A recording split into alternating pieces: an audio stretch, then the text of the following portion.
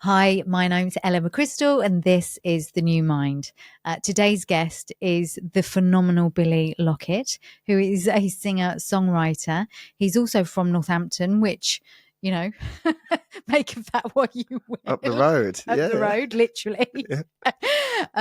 Billy's here to talk about, well, certainly his career, but also, as most of you will know by now, this is a storytelling podcast, and there will be parts of what we talk about today that will be very interesting because what Billy does for a living is, quite frankly, very different to most of us, and there'll be lots of insights and stories and things to take away that will relate to both the mind but also just to general life. And we're going to have a laugh as well, aren't we, Billy? Always. Always. So, Billy, thank you for being here. Yeah, thanks for having me. You're so welcome. We've talked quite a bit off camera about various bits and bobs, but I kind of want to understand a little bit about how you've gone from being just a boy from Northampton to working with some of the most phenomenal artists. So just to name a few, ELO. Yeah, man. Lewis Capaldi. I like that you said ELO before Lewis Capaldi. That's good. I really like that. Because most people just like, who? And it's like Electric Light Orchestra. And you're like, who? And you're like, Mr. Blue Sky. Like, oh, yeah. Yeah, the only song anyone knows. Is it really the third prompt that you get it? You know? ELO are just a brilliant band. One of the best all-time greats. I'm actually more impressed by that than any of the others. I know, same. Yeah. No disrespect to anybody else, but ELO they're just great. Yeah. The greatest. Yeah. So we've got ELO, we've got Lana Del Rey, we've got Lewis Capaldi. You've been featured on Love Island several times. Yeah. Made in Chelsea. 24 times, actually, to be exact. 24 times. Yeah. But the biggest one for me, not Hollyoaks, not Made in Chelsea, Neighbours. Oh, well, not James Corden, though. Oh, James Corden's quite interesting, but still Neighbours beats it. Neighbours, yeah. Yeah, fair. Not X on the Beach? No? No, Neighbours still win. Okay, yeah. Yeah, but Neighbours was literally, okay, so it wasn't even, it was 4 chords, which for 5 seconds. I mean, I don't even think Shazam would have picked it up as me. But it still happened. Still happened. It's still there. It's on the CV. You can't deny it. Yeah. And then you were on the James Corden show. Yeah. So what happened there? How did that happen? Yeah, that was an interesting one, actually, because the song that I actually wrote, I was going to release it with my label at the time, which was, am I even allowed to say that? I'll screw it. Which was Warner. And they basically just hated the song. They didn't like it, so they just gave it back to me. Oh. And so when they dropped me, they sort of like, we had a sort of a deal of what songs they were going to keep and what songs I'm going to keep. Got you. And they gave me Hard Act to Follow back. And it turned out the guy I wrote it with was a guy called Andy Burrows, who is the drummer of Razorlight. And so Razorlight, what a great band. Amazing band. And they were big at the time when Gavin and Stacey were starting to really go. And so he became friends with James Corden, quite good family friends. I think their like kids are friends and their wives are friends. Wow. So he basically was at their house one day and just played James the song and just sent me a text. He was like, oh, I'm at the Corden's house. I'm going to play the song and try and get you on the show. And then, the day after, James Corden was literally in touch with me. I was on a bus in Peckham, and James Corden got in touch and was just like, "Hey, do you want to be? Are you free in a month? Can you come to LA?" And I obviously had to check my busy schedule, but turned out I was free, and I leapt up and I ended up hugging a stranger on the bus. I just leapt up and went, "Oh my God!" And this woman opposite me was like, "What?" Which in Peckham is, you don't really talk to someone you don't know in Peckham. And I was, I'm going to be on the James Corden show. And she was like, "Oh my God, that's amazing." I was like, "Yeah." And then I just hugged her. And then after about 3 seconds, we both realised that we didn't know each other and we didn't really want to be hugging each other. And then I was like, okay. And then I just got off and I was nowhere near where I was supposed to be getting off the bus. But I just thought I can't go back to sitting down. And just being normal again. And just being like, anyway, you know. So what did you do? Did you just walk for miles just saying it over? Yeah, I just stood and waited for the next bus. I just thought, you had to catch another I had to catch another bus, yeah. That's such a great story. Does anybody else have that story anywhere? Yeah, no, I've not really told anyone that, actually. I never thought it was story worthy, but yeah. Turns out Ella thinks it's hilarious. Yeah. And the rest was history, really. The next month we were there. We were in LA playing on the show. It was nuts. That is so cool. Yeah. I just love the fact that, I always say that if you're a good person, people will always have your back. Like they'll say, "Oh, I'm just here at just James Corden's house, and I've just played your song and he liked it." I mean, that's such a nice little moment for you, just to know that people like you enough to do that. Yeah, I guess it's a tricky one, isn't it? Because it's like, I guess you have to be good enough, but there's also a lot.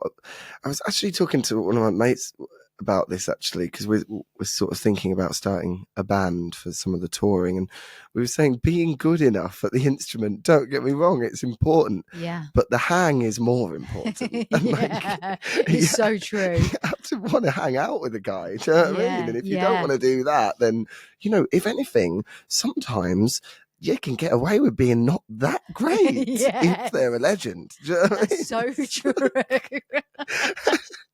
It's so true. I mean, it's that John Lennon thing, isn't it? Where they said, is Ringo Starr the best drummer in the world, do you think? And John Lennon said, he's not even the best drummer in the band. That's such a great quote. Yeah. Yeah, it's true, but though. He's a good hang. Probably a good hang. Yeah. And that's what it's all about at the end of the day. Because that's what you take with you, isn't it? Yeah. The experiences you have. Yeah, totally. Not necessarily whether you were good at it or not. Yeah, and it's about enjoying the process as well. As I think at the moment with me currently, my touring crew is literally all my mates. Yeah.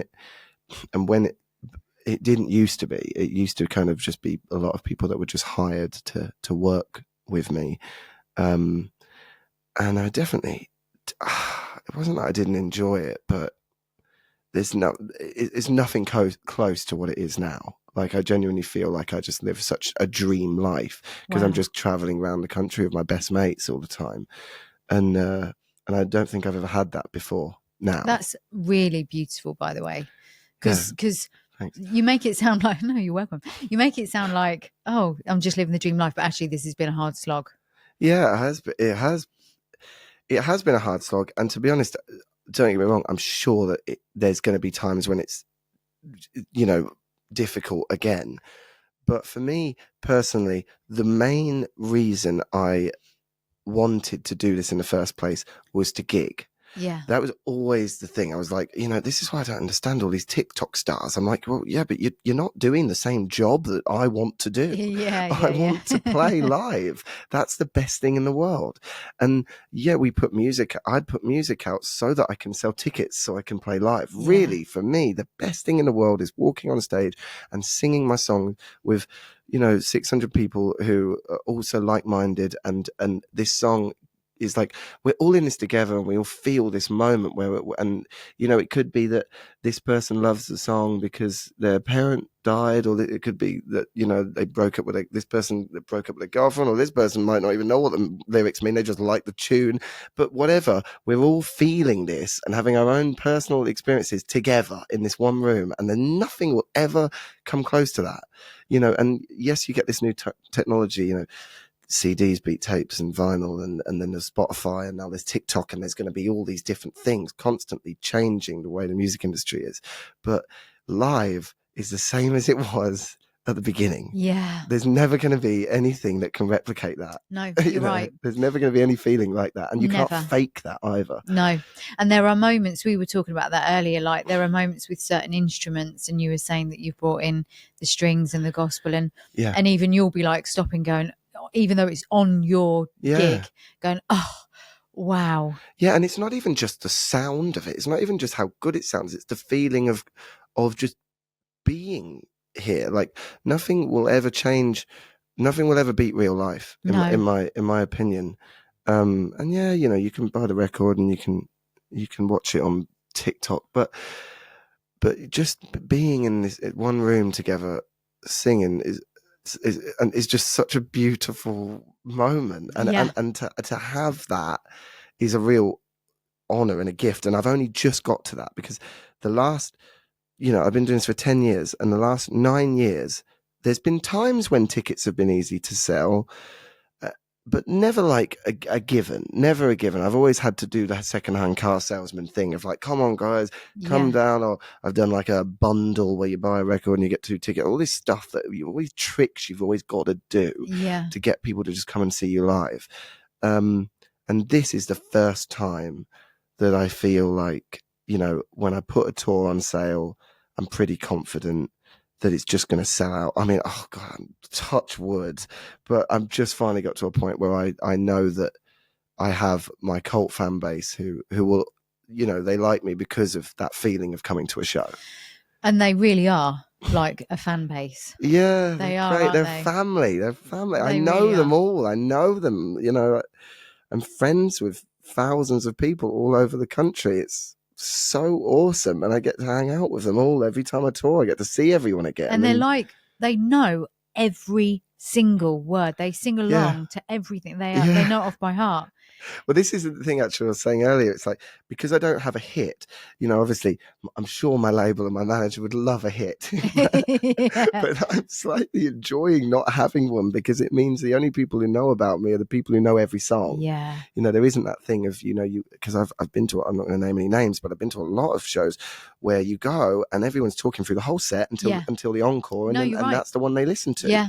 And that's just not fun. It's not fun for the artist. It's not fun for the crowd. And I don't know.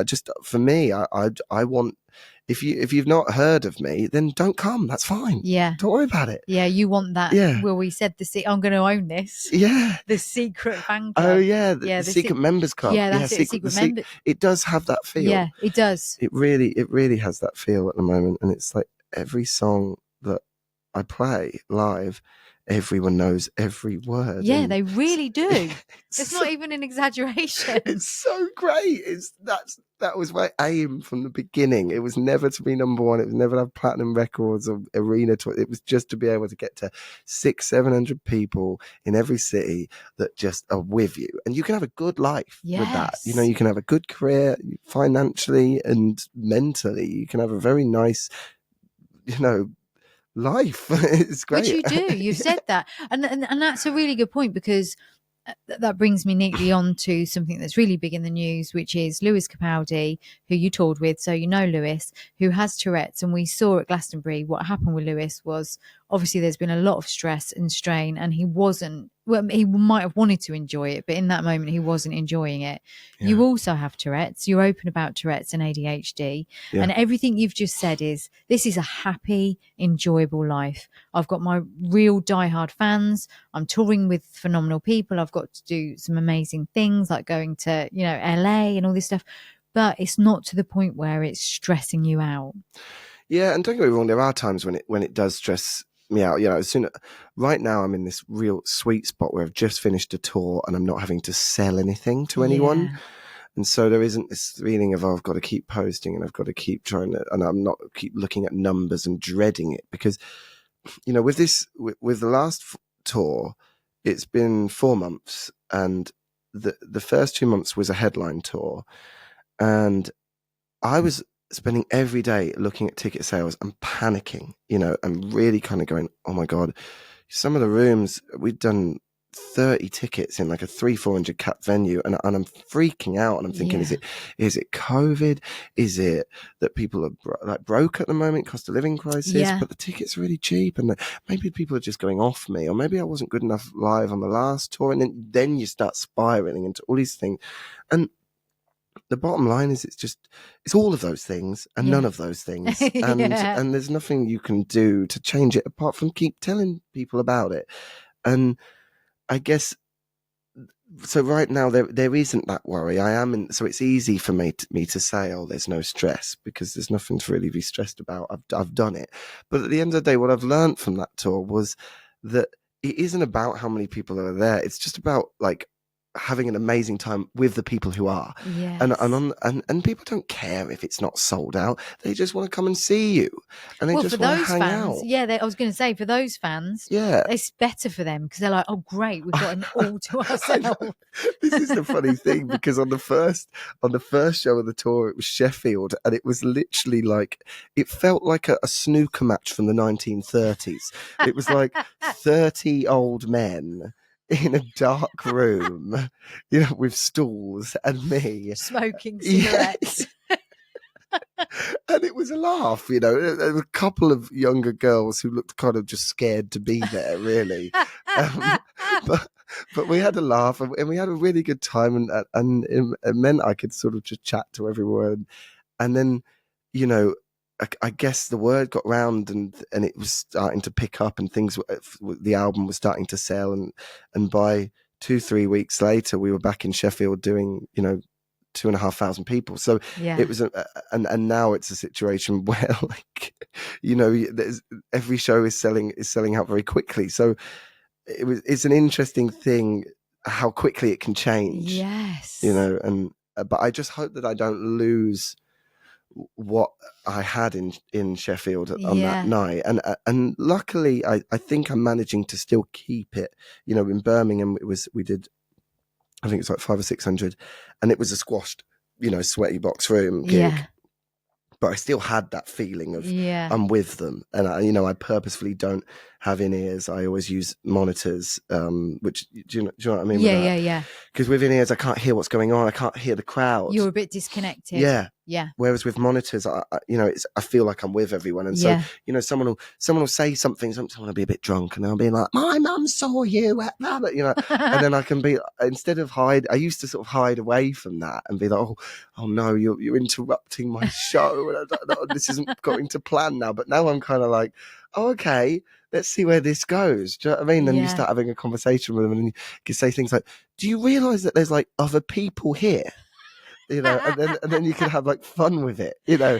and then just hammer, and that's all part of it, and you can, and I just hope that when it gets bigger and bigger, that we don't lose that feeling of it. If you don't want to lose it, you won't. But I guess sometimes it's hard to, because when we were doing the Dean Lewis tour, the shows were so big that when someone did shout out, you had no idea of working out who it was, really. Yeah. And then you're looking, you're like, who was that? And then everyone's sort of like, goes quiet. Because no one wants to be seen, really. Yeah. And it's not like I'm picking on you guys. It's not like, I want to have some fun. You've just announced that you want to have some fun here. So, let's go. Yeah. You need to be the stand-up comedian. Because actually people do that well, don't they? When they're doing the big shows, like, the likes of Kevin Bridges, who is just going to fill up the O2. Yeah. He will still be able to do that. Still be able to pick learning people that out. skill. Yeah, I think I'd love that. I always feel like maybe I secretly wished I was a stand-up comedian. I'm you just could be both. Pretend to be a songwriter to fit it in. No one will listen to my jokes if I don't sing. It's like the backwards way of doing it. I love that. And also you were talking about your love of tennis. So if you could combine all three. I know, an exhibition match of tennis, on stage. Whilst telling jokes and singing. I can imagine Lee Evans doing something like that, can't you? Yeah. Actually, you're right. Beat him to it before he hears this. Joke while singing and bouncing a ball while riding a unicycle. That's so true. You would probably be able to do all of that. Just practice. It's all practice. But, the other thing that's interesting about you is that you come from a genetic pool of artists. Your dad was an artist. Yeah. A very, very good one. We said, didn't we, earlier? And I know you've said before, like, it was such a shame that he wasn't more well known, because his work is astonishing. Yeah, he's one of the best. And everyone knew he was at the time as well. I think that was the tricky thing. And it wasn't like he did okay. He had exhibitions all over the world and things, but he just never really, I think it got to a point in the 80s where people stopped buying art and they just started buying, 4x4s and TVs. Yeah. It really it shifted like quickly, and it scared everyone. And it went from a point where he was selling, thousands and thousands of pounds worth of work, which at the time was tens of thousands, to not selling anything. What a shame, though. Yeah, it was a weird upbringing because the first 5 years of my life we were pretty wealthy, really. And he bought this big house with I think it was like 4 paintings. He sold 4 paintings to buy this giant house. Oh my gosh. That's what that is, Abington Grove. Wow.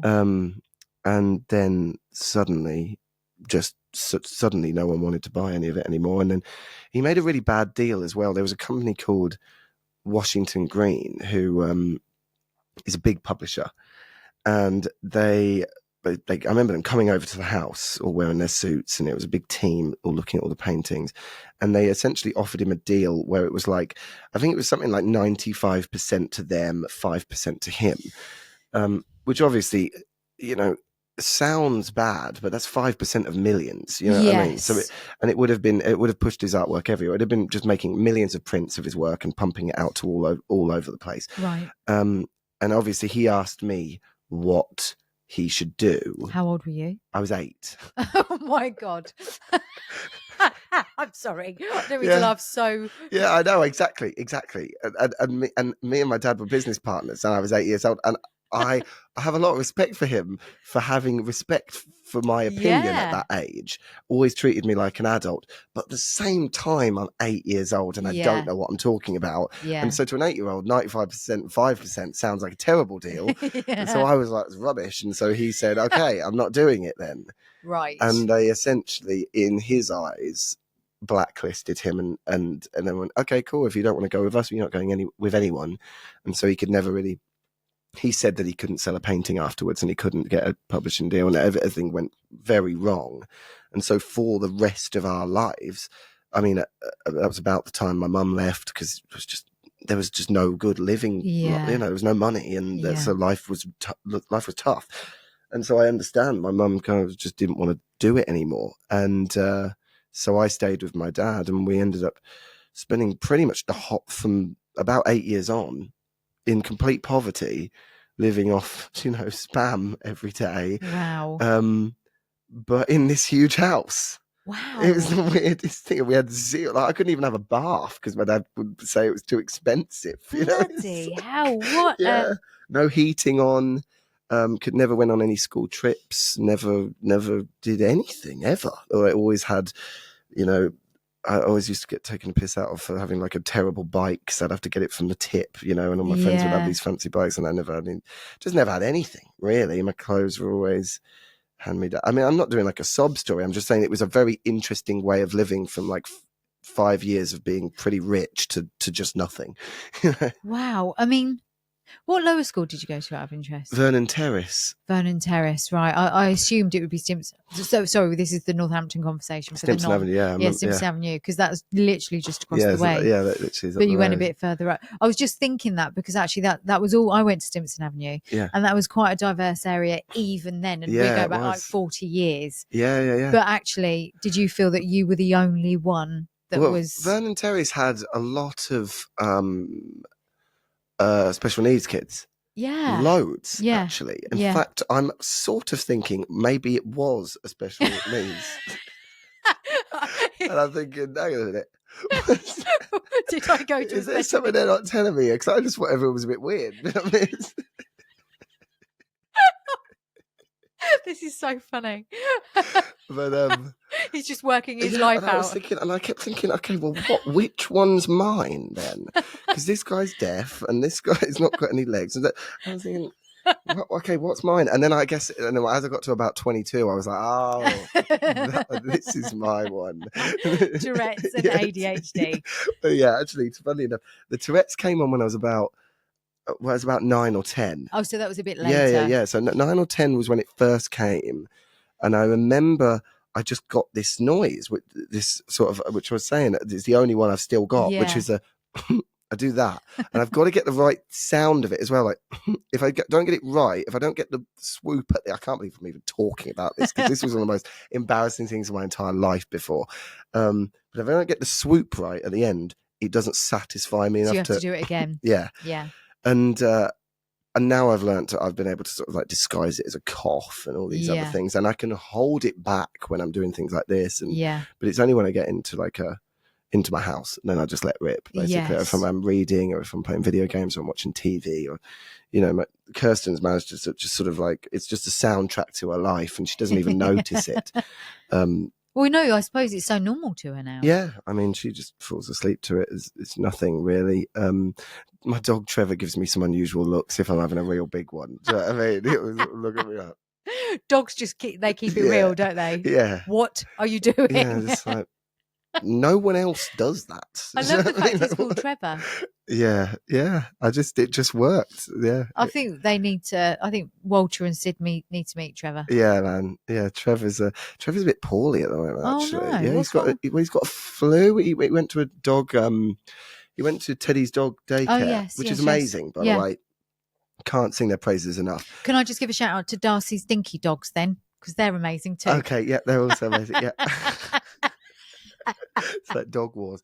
But yeah, he's come back with a cold, basically. So he's got a little snuffly nose. And for a bulldog to have a blocked nose, that is not good. Is a real nightmare. I mean, so I'm hoping 4 or 5 days it'll go. But yeah, he's just a bit. Can you give him anything at the moment? I guess you can. You can give him Benadryl and all that stuff. Yeah. But what I'm doing is I'm just basically sitting in the bathroom with him with Steam. with the shower on full blast, and that's just clearing him. God bless Trevor. Well, I'm sending Trevor all the good vibes. But yeah, with the Tourette's, so that came on when I was 8 or 9, and it was really, really bad when I was from about 12 to 14, 15. It was unbearable. Like, I just couldn't sleep. I would just be doing that noise over and over again all night. Just could not work out. Just stuck on a loop. Yeah, just on a total loop. And my dad would just be like, please shut up. I can't even, no one can sleep. It was a night. And no one knew what it was as well. Because it really wasn't spoken about. Do you know the first time I came across it, it was through Big Brother with Pete. That was the first time. I remember that because I came back into school the next day and all of a sudden I was cool. Yeah. Thank you, Pete. Yeah. For the first time. But at the same time, it did give some awareness, yes. Yeah. But it was still like, it was the extreme case. Yes. Like he had swear words. Yeah, he did, yeah. Whereas like, apparently, I think it was like something like 60% of people that have got Tourette's haven't got any swear words. No. I think it might even be more than that.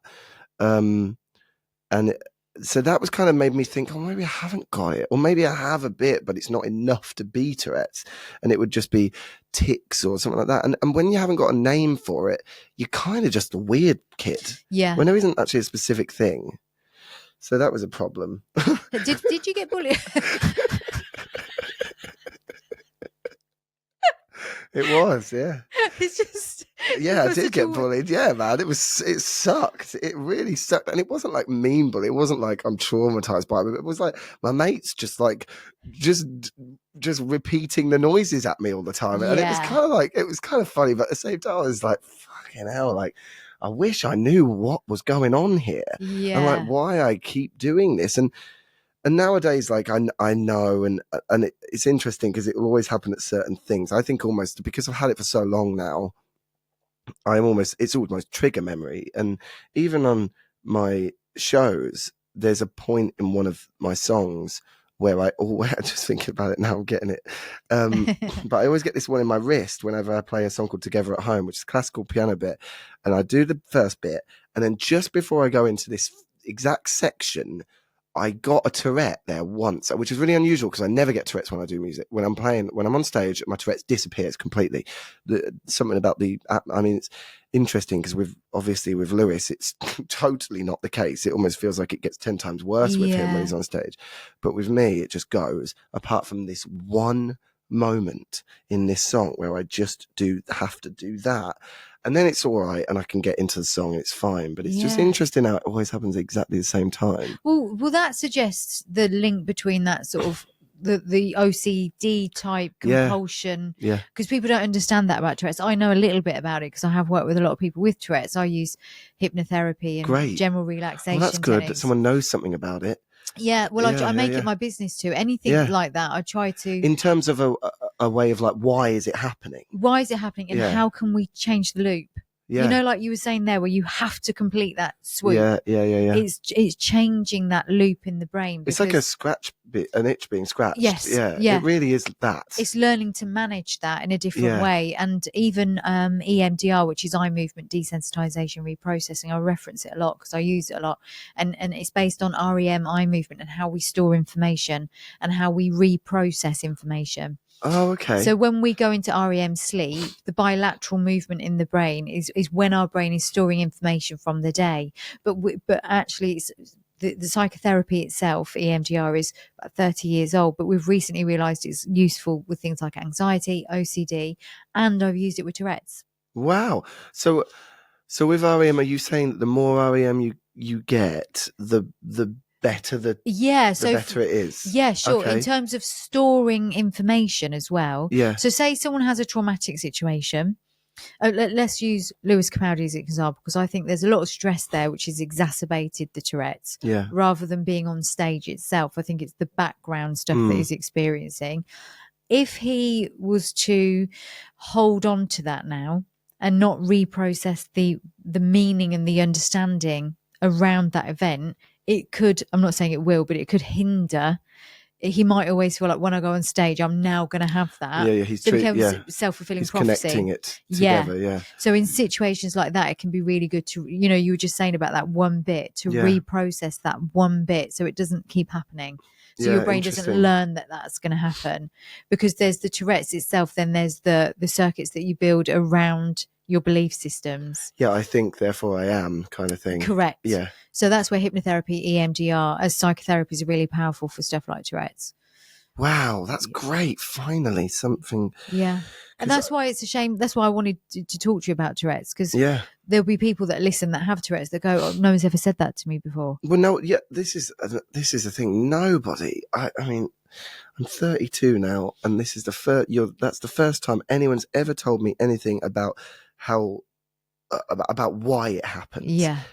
No one knows why. Just no one knows why ever. It's just, and even when I got diagnosed when I was a kid, they weren't telling me why it was happening. They were just trying to teach me ways to hide it. Yes. Essentially. Yeah. Which is kind of covering up the problem, really. I mean, because now, don't get me wrong, like, I don't have the noises as bad, and I don't have some really obvious ones that I used to have.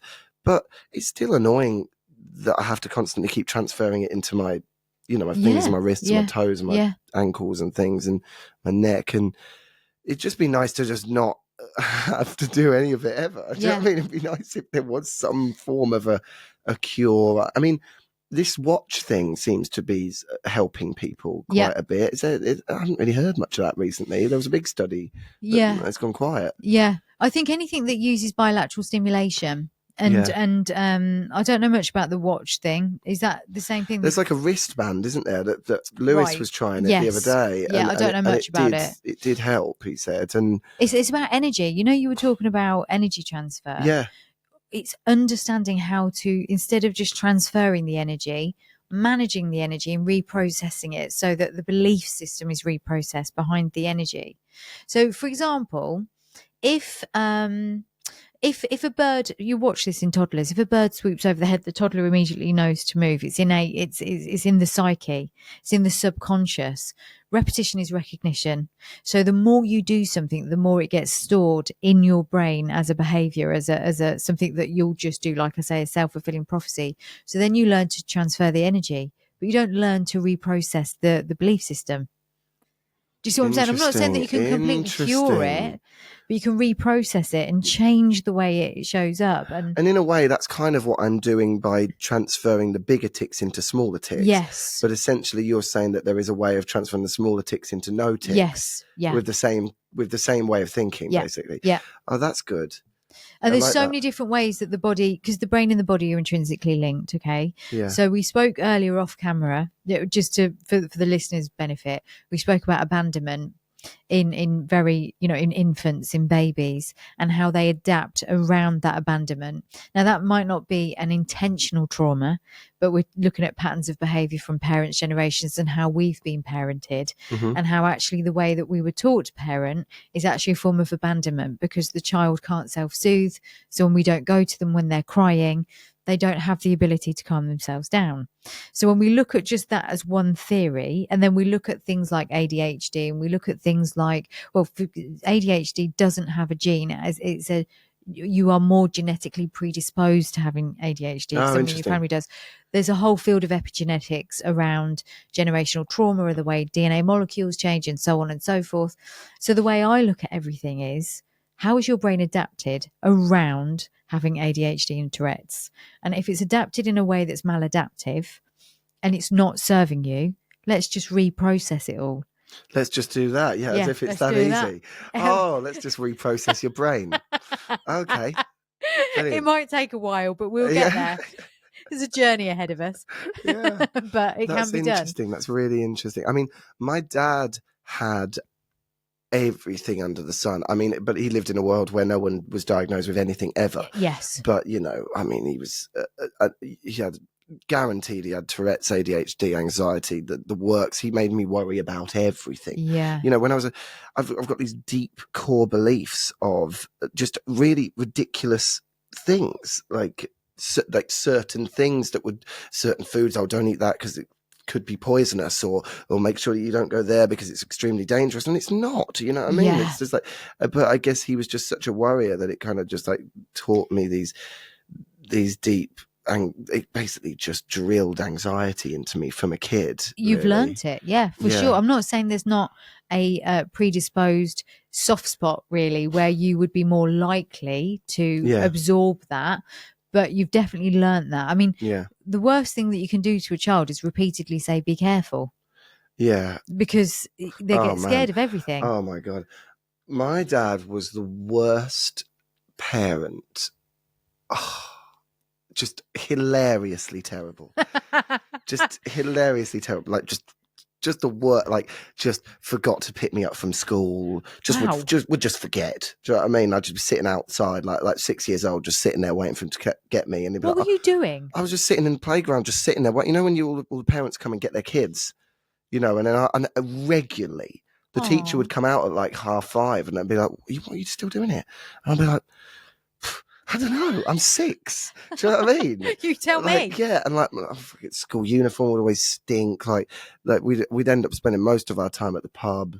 Yeah. And I'm not saying this like a poor me way, but it was just different. Yes. And like the first thing he taught me to do was roll him a cigarette. Do you know what I mean? Like, so I knew how to roll before I could really read. Wow. Like, so, wow. But at the same time, he would also teach me ways of, you know, if I had a bad trip, then he would, you know, be really good at like sorting that out. Like there were times when there were points in my life when I really did need the skills that he was good at. And I know that doesn't sound conventional, but you know, I came back from a party when I was 16 and I smoked too much weed and I was a complete mess. Yeah. And he was incredible. He was incredible at getting me out of it. And he gave me a chocolate and orange juice and he sat me down and he put me in a calm environment. He wasn't angry, none of this. Yeah. You know, and then just things like that.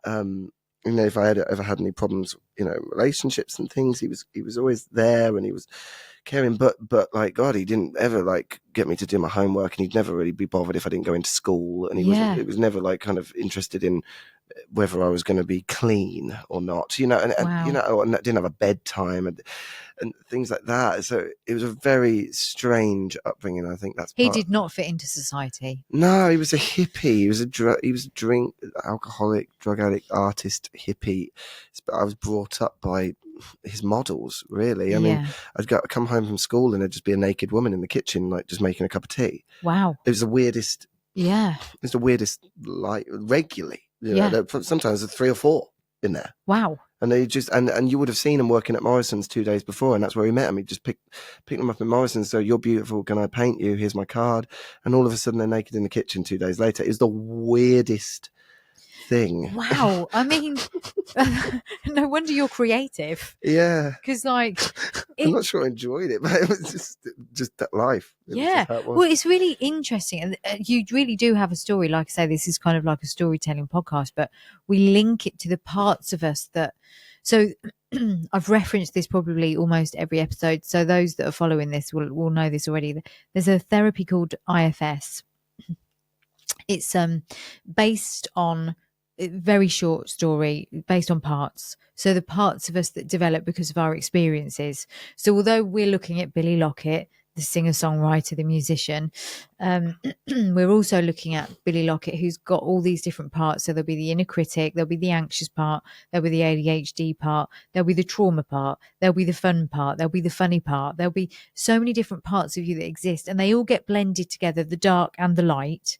And sometimes that can be overwhelming for the person, because on one hand, there's all this success and all this amazing, life that you lead in these experiences.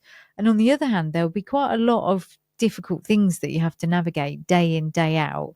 And people won't necessarily understand the whole of you, because you might only present this part for these friends, this part for this audience, this part, or maybe you're one of the rare people that just present it all. I actually think you're someone that do, I was going to say you are. I know this is a problem I've always had with therapy, because I've had about 3 or 4 different therapists through my life, and every single one of them was like, "You probably find it hard to open up." No, and I'm like, "No, I do I'm an not. open book. I Yeah, tell I think you everyone do. everything. I Yeah. can't not." But I also sometimes feel a bit like a bit ungrateful, a bit imposter syndrome, in a way that, like, I don't have a bad life, and I don't actually have, there's not really anything that difficult. And obviously, you're saying how I've got this sort of wild, crazy lifestyle in terms of career-wise, which I do, and it's awesome. Don't get me wrong, it's amazing. Going on a stage and you've got thousands of screaming girls there, it's not normal. That's not a normal job. I understand that's mental. And it's also awesome. Yeah. It's awesome. Yeah. And anyone who says it isn't is lying. It's a great feeling, and I'm not going to pretend it isn't. And it's amazing playing my songs to people who are singing about it. It's brilliant. The whole showbiz thing is fun. You could hang out with all your mates all the time. And then when I go home, I mean, I don't have to wake up at every, most of my mates are, a policeman. He's got to get up at, it's crazy hours and do a hard day's work talking to the worst people on the planet. That's a hard job. One of my mates is a nurse. That's a real hard job. Yes. I've not got a hard life at all. I've got one of the easiest lives I could have possibly imagined. I feel like sometimes I've fluked life. I don't really have a job. I don't really have a job, apart from the job everyone calls my job, but that's actually just the more fun bit of my life. Yeah. So that, and sometimes I'm like, maybe that's part of the problem, because I don't have that much to moan about or worry about, that it gives me time to look for things. Yes. You know what I'm saying? Yeah, I do. But at the same time, it's your personality that creates that outlook. Yeah. Because I know I'm my own worst enemy. No, I think you're your own best friend. Oh, okay, yeah, good. Oh, there you go. It's all about perspective. Yeah. Glass half empty. Yeah. I think the way you look at things is to say, I've got the best life ever. Like, to feel that. I've only just started realizing that. Yeah, I've only just started feeling that in the last 3 or 4 months. But maybe that's only because it's suddenly going well. Well, and that's what I was going to come to, because I know we spoke earlier as I was getting to know you, and we were saying actually there has been periods of worry, and you mentioned earlier the panic around the tickets. Almost all of it's been worry. I'm like, anyone who's watching this who wants to be a singer, don't. It's really, really rubbish hard, for years and years, unless you're going to be a Lewis Capaldi or a Birdie, but that just doesn't happen for most people. It just doesn't. And if you want to make this work and you're not going to be that route, then you're just going to have to deal with 9 years of stress and worry and constantly thinking, why am I doing this? It's not going to work. How do you get through that? Because the only experience I have of this, which I don't like to reference often because it wasn't the most successful period of my life. Although actually, again, that's how you look at it. I used to sing in the local pubs and clubs. Okay. I'm not a great singer. Right. I winged it. Yeah. People paid me. I've got no idea why. Okay. I don't know how I convinced them to do it. That's good that you know, because you'd be surprised how many people don't. I'm very aware. You're too self-aware to be a singer. Yeah, I'm still deluded. Yeah. No, you're not. You're actually really good. I'm not. I'm like, I'm a good karaoke singer at best. Yeah, but you can make a lot of money being good enough. Yeah, but I didn't have the other bit that you need, the X factor. I didn't have that either. So it turns out that but people paid But me still, okay. for quite some time. Yeah. And I was always shocked. But what I did experience was it wasn't Far Cotton. It was one of the I think it was Far Cotton Conservative Club, actually. I think there was 3 people there and I was singing and they literally looked like they wanted to murder me. That's what I've experienced. So when you say it's hard, I'm like, yeah, I remember it well.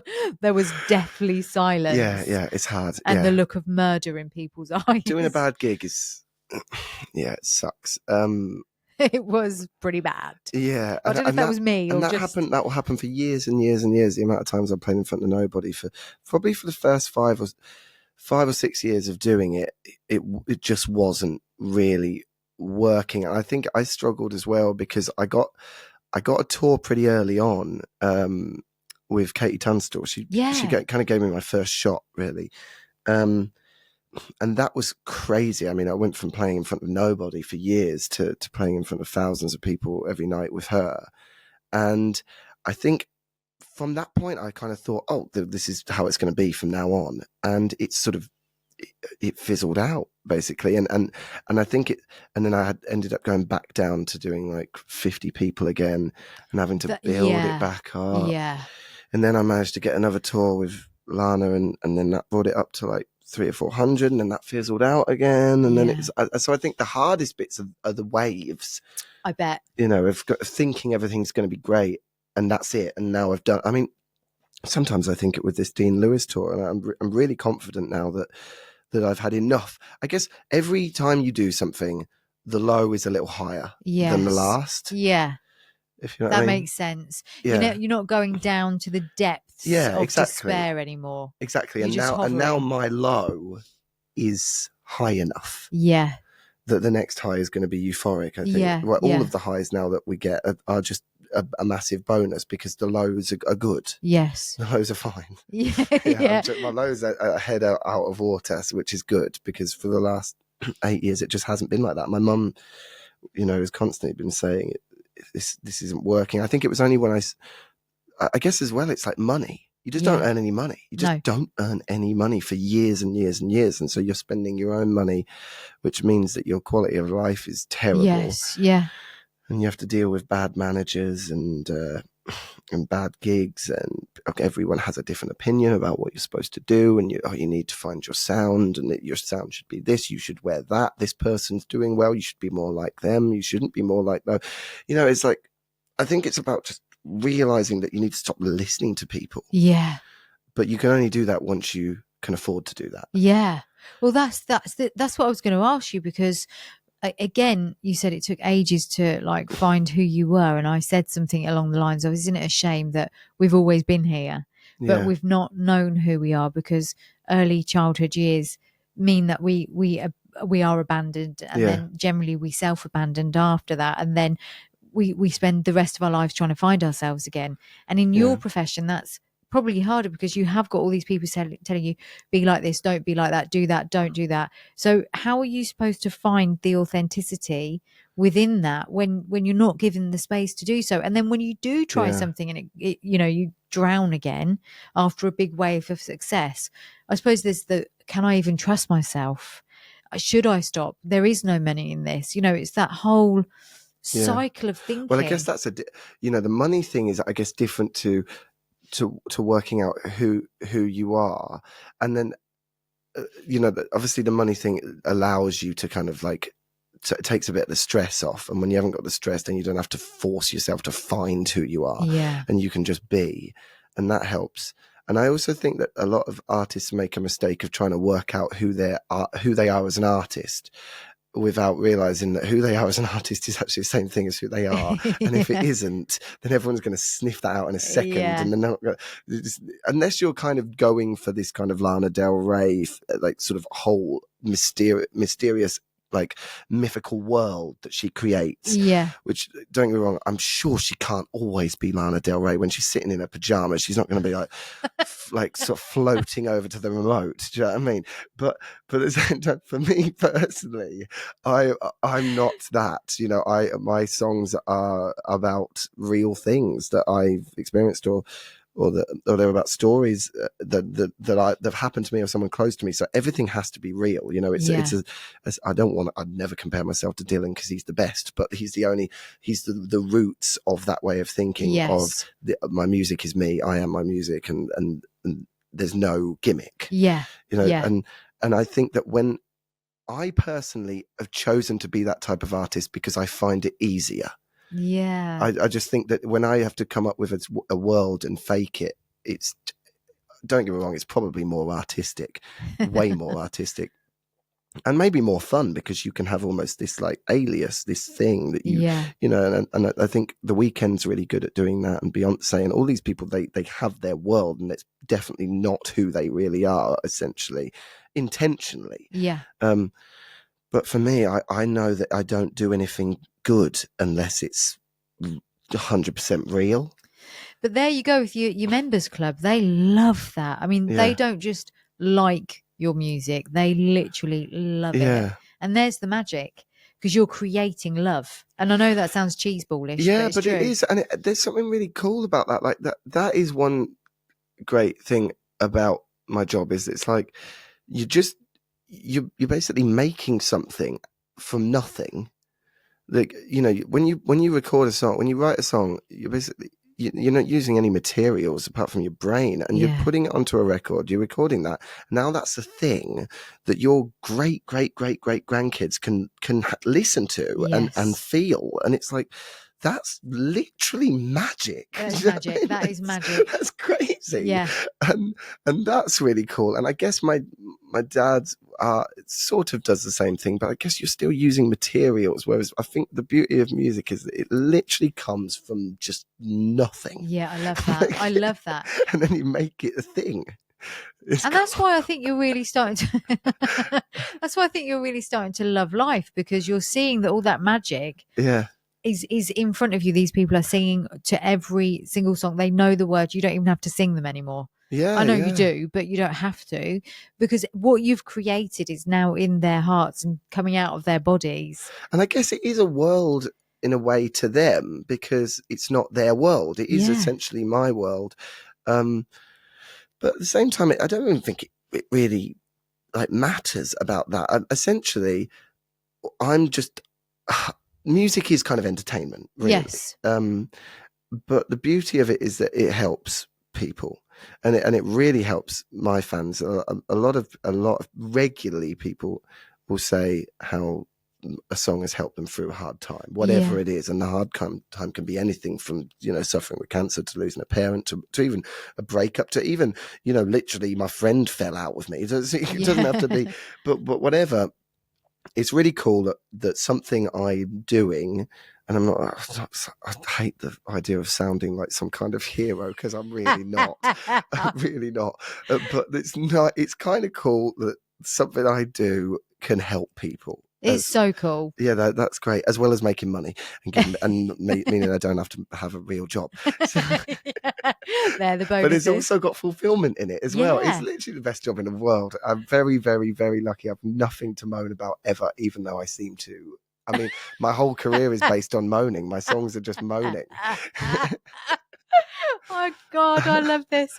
But happy songs are so boring, aren't they? I'm worried actually, because my life is pretty good at the moment. I'm thinking, oh God, I need something to happen. Someone needs to die soon, but not someone that's close to me. Someone like far enough that I care, but not close enough that I'm too sad to write. I don't think I fit either of those categories.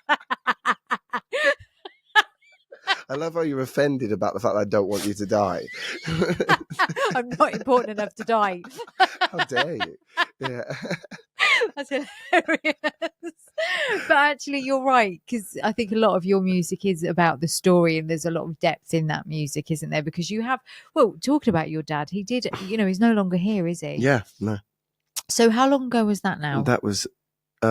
we were working out the other day, actually, 9 years, coming almost 10 years. Right. So, I mean, you're 32, so you were very young when you lost your dad. Yeah, a weird age. Very weird age to lose him. Yeah, it was a wild trip. I mean, it still is, really,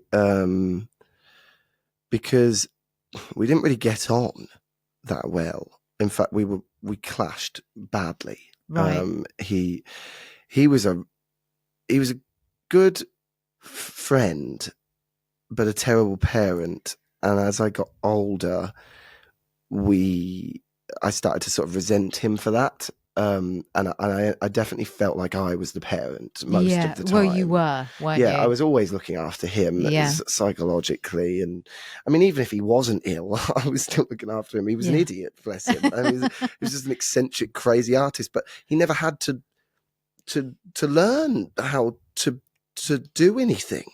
You know what I mean? He just painted paintings and made money from it, and he just didn't really know about anything else. He just survived. He just got, and he was, I guess as well, he was just he had such a bad way of thinking about things, and such, like, he was addicted to everything. And just didn't have any time for... What was his history? Because it sounds like a lot of what he did was escapism and self-soothing. Yeah. So was there a history for what created that in him?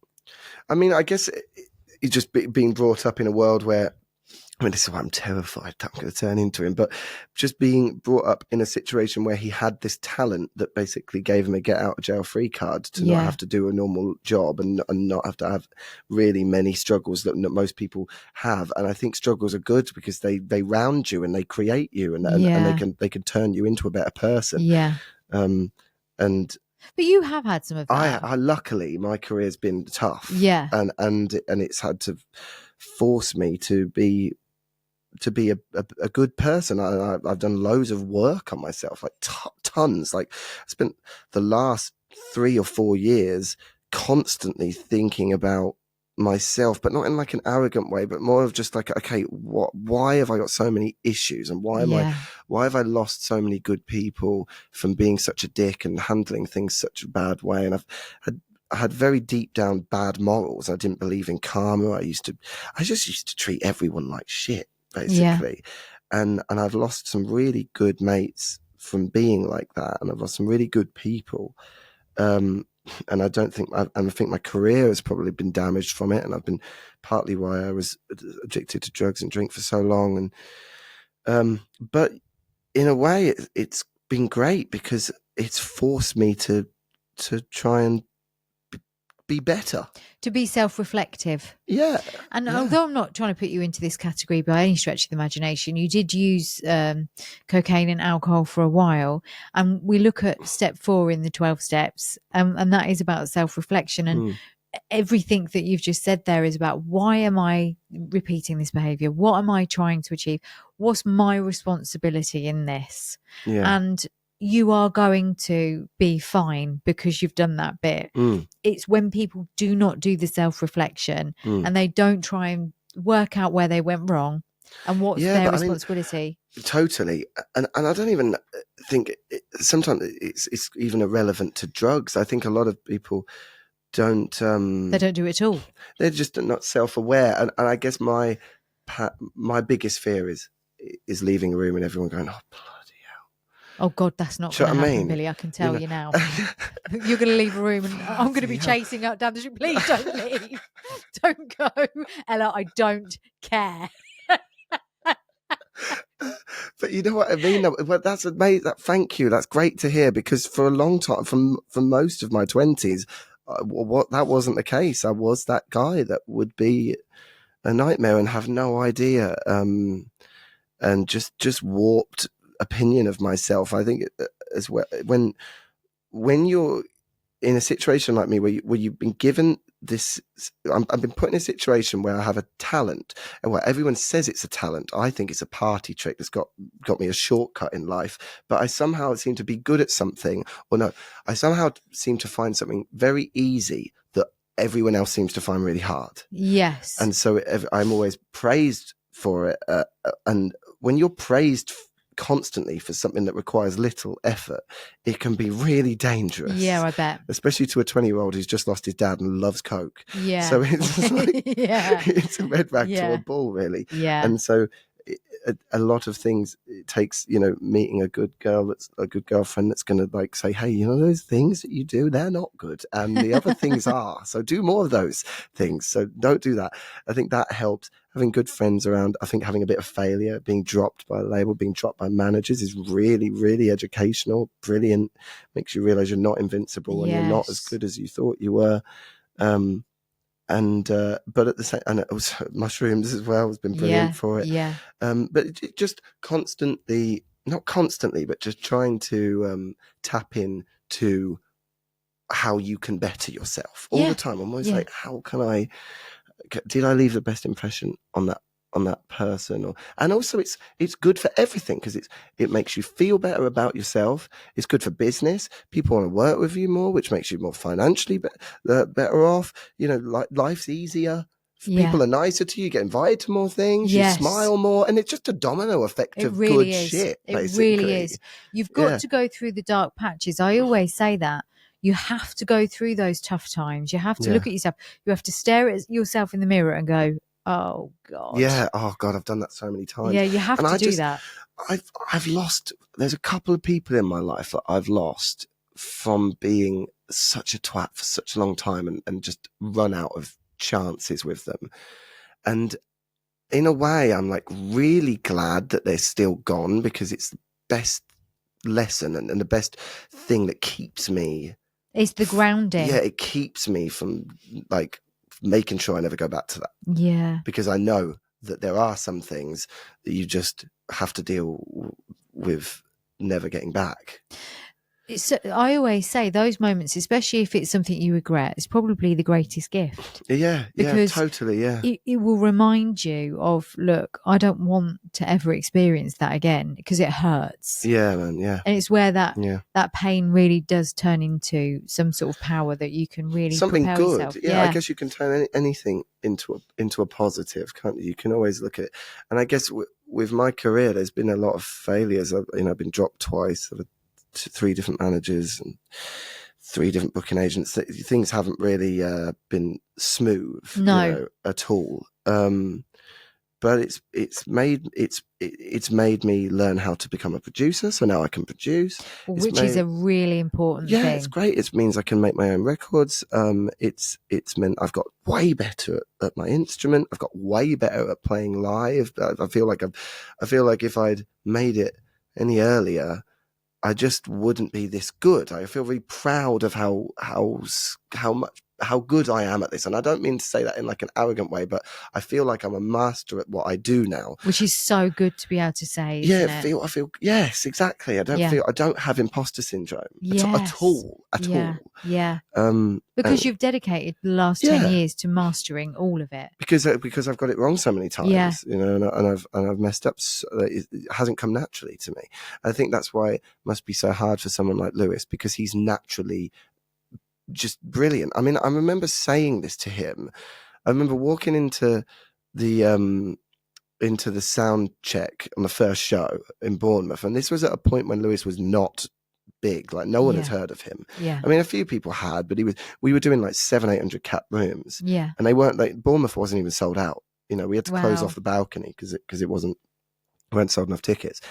And I remember standing there and just listening to his voice and just being like, just taken away. Like, it was one of the most insane things I've ever heard in my life. It was crazy. It was just blew my mind. Yeah. It was like, when you first hear Elvis or something, you know what I mean? It was like, this guy is going to be so massive. And I remember going outside and calling Kirsten and being like, this kid, because I'd already been going for like 6 or 7 years by this point. I was. You'd done all the hard graft. Yeah, I had been going for a long time. And Lewis was relatively new on the scene. I'd already put probably about 30, 40 songs out by the time he'd put out his first. Wow. And he'd known me for a long time, so I think he was quite excited that I was even supporting him, which was ridiculous. But the guy was just owning it, and I could instantly see why. Just naturally brilliant. Yeah, didn't need it. He wasn't going to make any mistakes, because it's just impossible when you're that good. Yeah. Whereas I had to get good. Yeah, I was quite good. I was good enough to maybe make it. But that meant I had to really put the work in to make it happen. Yeah. Whereas with Lewis, it was a given. It was always going to happen. It was always going to happen. Yeah. And I suppose, like you said earlier off camera, that because he got with his first hit, what was it, 100 million Yeah, in streams? like a couple of weeks. Yeah. He was catapulted in a way that I don't think anybody ever copes well with. No, well, it was great. It was a great song, and it was a great voice, and it was just, it was. He just got it right. He just Yeah. kept getting it right. And he's very much like you, actually, his personality. I think he's really humble and really grounded and funny, and Yeah. people just like him as well. That's very rare to be catapulted like that and be liked. Yeah, I know. It's because do you know what's really interesting? Everyone always like praises for me for not being an asshole. They're like, Yeah. "Oh, that's so great that you're like you can sing and you're not an asshole." And it's like, why is that like, why is that a shock? Do you know what I mean? Like every other job, it's like, a plumber comes over and it's like, oh, it's brilliant that you fixed the toilet, but you're also nice. Good work.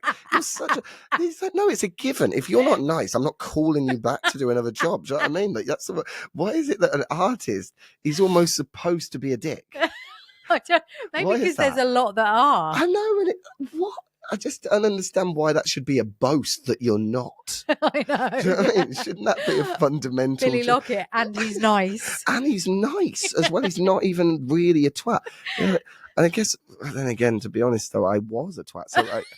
So maybe I was just living up to the name. You were getting it out of the way. Yeah. Yeah. You were just getting that bit done. To be honest, though, there is something about that. There is a bit of that whole, like, I always had this idea in my head of like, I want to be a rock star because I want to experience the life of like being a rock star. Yeah. And then when we did start doing it, after the ELO tour, we did a headline tour, and the ELO tour was arenas around the whole of Europe. So it was like, the first show was like 40,000 people in Sweden, and then it was every day was 40,000 people. Every, I think we did one show where it was like 20,000 in Ireland, and I remember thinking, ugh. You know what I mean? A mere 20,000. I know. It's like, wait a minute, what the fuck am I doing? This is mental. I woke up for this. Yeah. And then we did our headline tour after that, and that was, it felt massive. It was only like 1,000 people, but it was my shows, and we were doing everywhere. We're doing like Amsterdam, and 7 sold out shows in Germany, and all these crazy stuff, Paris, and all this mad stuff. And I felt like I was like, I'm a fucking rock. Do you know what I mean? I'd be walking differently. Do you know what I mean? Yeah. I'd be smoking. I'd be like wearing sunglasses inside, being a twat. Do you know what I mean? Just a dickhead. And there was a part of me, I just wanted to just do it for a bit. Yeah, why not? I just wanted to do it. Yeah. Are you glad you did? I am, but I lost loads of friends, and I lost a lot of good people, and my manager and label dropped me, and I turned to drinks and drugs. So it didn't turn out well. It didn't turn out well. But here we are, though. So if you'd not had that bit, it's that whole thing. It was so much fun, though. Yeah. And I don't regret it. It was loads of fun. I do regret that some of the people I've lost, but that's the only bit. You've come back to that quite a lot. So I feel like there's that little bit that is still there for you. Oh yeah, I know. I miss it. And I love people, and if good people are in your life and then you let them go, that's a huge. Do you think you'll mistake. ever reach out to them? I can't really. I can't, because I feel like it would offend them. Even now? How long ago was all of that?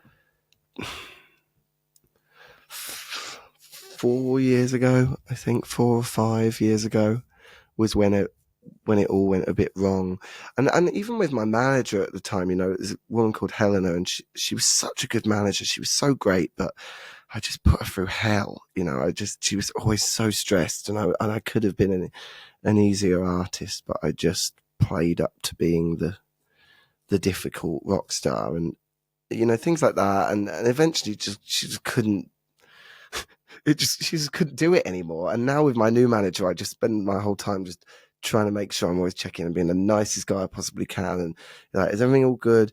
And we have a good working relationship, and everything seems nice. So in a way, all of these things have worked out in the end, because. Can I say something though? Because I'm just listening to you and I'm thinking, I don't want to play the violins here, but I just want to go back, because although you might feel some level of regret for those experiences with those people, you didn't have the conventional upbringing. I'm not saying it was unhappy, but you did have to go through quite a lot of neglect by the sound of Oh it. yeah, it was a disaster. Yes. Neurodiversity. Yeah. Then you lost your dad at like 20. Yeah. And did he have cancer? Yeah. Yeah. So And it's an interesting thing with that actually as well, that he didn't actually take any treatment right. intentionally. Right. Oh, wow. Yeah, we had a conversation about it. So what was that conversation then? So he basically had, so my dad had prostate cancer. Right. And the treatment for it at the time, I don't know whether it's different now, but at the time it was estrogen, was one of the treatments. Right. And estrogen kills your sex drive. Yes. And my dad was an artist who painted beautiful women. Yeah. And so his whole career and his life was based on his sex drive. It ran it. Right. It was his life drive, really. Yeah. And so he said to me once, we sat down around the kitchen table, and he was like, you know, I don't really want to live if I can't be me. And if I can't paint, and if I can't do what I love, which is women and painting, then and living and smoking and drinking and all this, then I don't want to live. So I'd rather let it just take me as I am. And how old was he, Billy? He was 63, 64. So he wasn't he's not even that old. No. And it made sense, to be honest. And I got it. Yeah. I actually got it. And we made an agreement to kind of be like, okay, well, don't take any treatment then. So he stopped going to hospital and he stopped doing anything. And we just had 2 years where you wouldn't even know he had it. He just partied and lived. And then all of a sudden he felt a bit ill, went into hospital, and it was, you know, within a month, gone.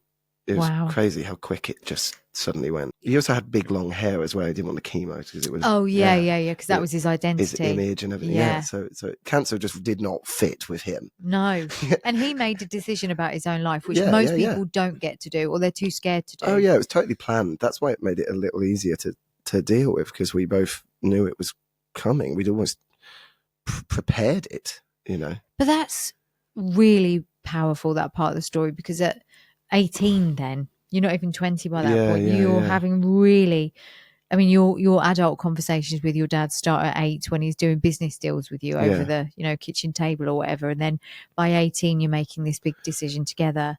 Yeah, by big 20, conversations. Big conversations. Trust me, I've worked with a lot of young people. They are big conversations. And I don't want to dismiss young people, because a lot of them are very switched on and very clever and very emotionally intelligent, and that, you know, I'm not taking that away from them, but your brain hasn't fully developed at 18 years old. You're still developing, so you're taking on a lot. I still don't think I've even dealt with it yet. No, I doubt you have. I haven't even this is the weirdest thing. I feel so awful saying this, but I haven't even really been that sad about any of it. It feels like we've just gone through the motions, because it was so calculated. Yes. That when he did die, it was like, okay, so we're at this stage now that we both talked about being at. Okay, so now he's gone. So now I need to do this, and this. Yes. And obviously my dad, you know, wasn't, he was terrible with money. He was in hundreds of thousands of pounds of debt. Just a bit of a disaster, basically. So he left me with a lot of mess to tidy up. Wow. And because we didn't get on, and we had such a difficult time, without it sounding like heartless, it was a slight relief. Yeah, and I'm really glad you've said that, because a lot of people listening that have had a similar experience where they haven't felt what they're supposed to feel. Yeah. And I was like, God, am I a bit of a monster for this? No. It's really important that you've said that. Yeah. That is so, because I hear this in clinic all day, every day. Yeah. Not all day, every day. That's a massive exaggeration, but you know what I mean? It's very common for people to say, I don't think I'm grieving the way I'm supposed to grieve. Yeah. I'm not feeling what other people are saying that I should feel. Yeah. And, you know, some people feel guilty about that, and that can be a burden that they carry for a really long time. Yeah, I mean, I feel guilty in the respect of like, oh, should I feel bad? Yeah.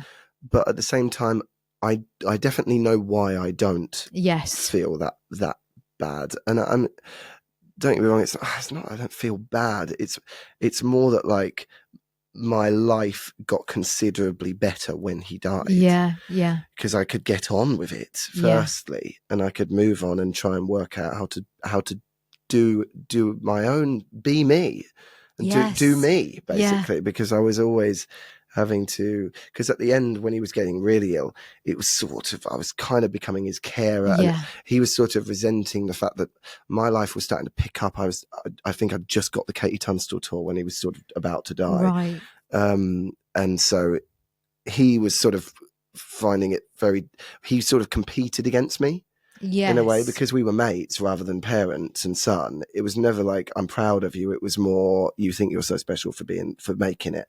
His day was over. And I get it. Don't get me wrong. Like, if I had a son and I ended up having cancer and losing my wife and losing everything, and then they all of a sudden they're becoming a star and I'm about to die, that would suck.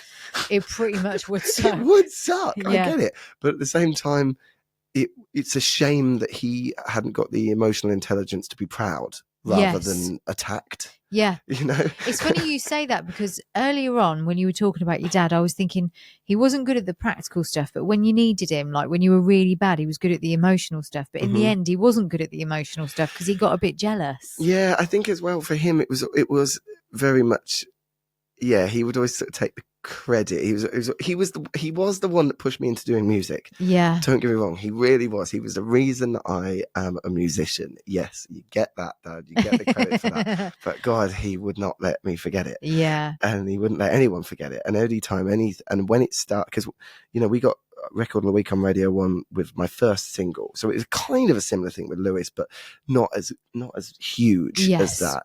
But the first single I put out, called Balance, I really didn't think it was very good, if I'm honest, even at the time. But Fern Cotton just liked it and just played it on Radio 1 all week. And it was at a time when Radio 1 was kind of the TikTok of the time. Yes. And it just exploded my career, really. And it gave us a sold out tour pretty early on, right at the beginning. I mean, it fizzled out the year after, but still, it sort of, it was an instant kind of, to my dad. He was on one side, he was going, I always knew this would happen. But on the other hand, he's like, well, that's not really very fair. What the fuck? It's his first song. How dare it just suddenly be like making it all of a sudden? And it's like, but this was kind of what we wanted, wasn't it? Yeah. So now you're confused. Like, very confusing. And also I was living in his house. He would sort of always loom the whole, you're not paying rent. And so when I offered to pay rent, he wouldn't want it because then he couldn't use it on me, and then it was all these psychological things. And then if I went on tour and made a bit of money, he would then suddenly demand half of it because of all the rent I hadn't paid, so there was never any logic. He never taught me any kind of like logical ways of thinking and what fair was. Yes. It was more heat of the moment. This is how I feel, and that's what you're going to do because I'm your dad. Right. But luckily my mum has been as stable as a rock from the beginning, and she's just the most incredible woman on the planet, and still is my business partner and life coach and everything. So thank God for her. And it gave me someone else who also knows him as well as I do to go, what the fuck? How did you do this for so long? My mum's like, I know, I'm sorry. But he was nice. He was nice. I think he probably had so much, but the career thing would have just... I think it's the career. You mix sort of a career not working out with alcohol and drugs and the woman you love leaving you. It's not. It ruins. It does. It does. He's a broken man. I think you're right. He was. That's mental health issues all over it, isn't it? But again, people didn't speak about it then. No, there certainly wasn't these sorts of things you could listen to and go, oh, yeah, I feel a bit like that. That wasn't available. There was nothing. I mean, no. My dad would have found it insane. I mean, even depression wasn't really. No, it wasn't. It wasn't. I mean, if you were depressed, not from a man anyway. No man is getting depression. No, you're right. So it was a whole different time. Yeah, things have moved on massively. But the reason we were talking about that and that whole thing is because, despite you saying I've got a lovely life, I know there's been elements of your life that have actually been really, really tough, and then you go through this period yourself where you're drinking, you're taking lots of cocaine, partying or whatever, and you're going, oh, I was a dick. But actually, I think you were dealing with trauma, if I'm being honest. Oh, totally. But that's a different. I mean, obviously it's the same thing, but you can still be a dick. Yes, of course. That's just the that's the cause. Yeah, But yeah. the reaction is still me being a dick. Yeah. I mean, if we're going to keep it real, okay, Like I'll if give you someone's that. being a dick to me, I'm not going to go, well, I forgive you because the cause is trauma. But surely, after all those years, your friends might go, do you know what? Reflectively, you was dealing with a lot of shit. Oh, totally, totally.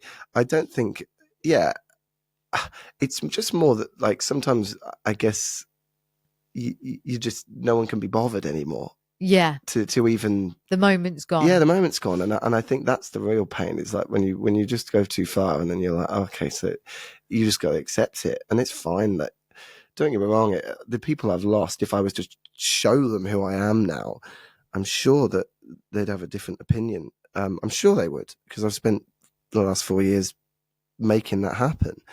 But I haven't tried to get better for that. No. You know, if anything, I've used that as a good push. Yeah, in the right direction. Yeah, and it's not. I owe them a lot. There's a few people that I really owe a lot to for showing me that you can't get away with it. Yeah. Yeah, that's a good way of Yeah, because you're not going to have them anymore, and that's a huge punishment. But it's also a great lesson.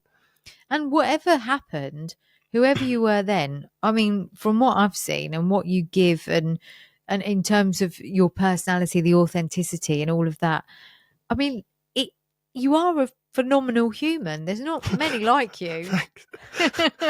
Make me blush. Don't say too much of that, because I might turn into a dick again. That's where it all stemmed from. Everyone telling me how great. But then again, this thing is, it is also, to cut me some more slack in a way, having a life where every day thousands of people tell you how amazing you are all the time. I mean, even now on my phone, every day.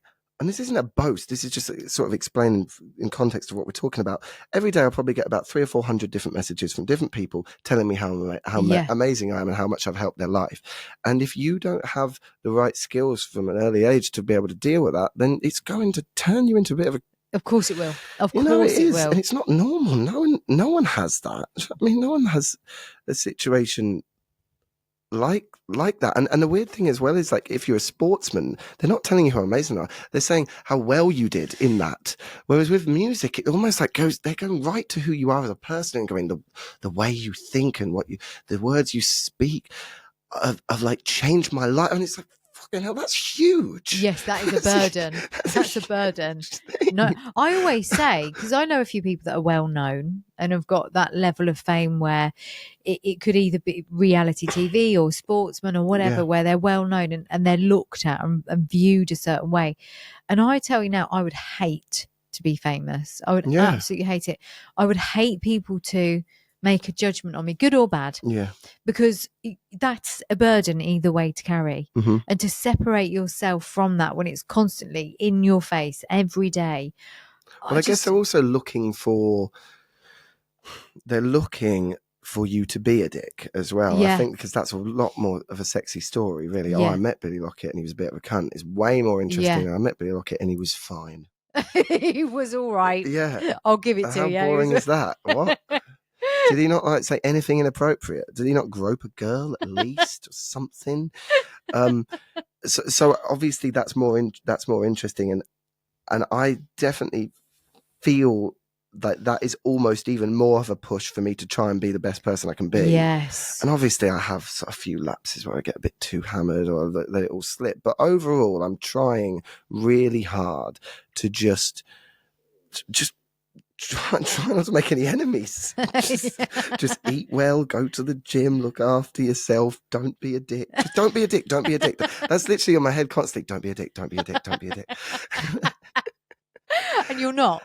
It's important though, isn't it? It's and I think with the fame thing, especially in Northampton, we're in a small town, so obviously it's a nice feeling that people recognise me and and you know, I guess the fame thing feels more intense here because I'm from here. Yeah.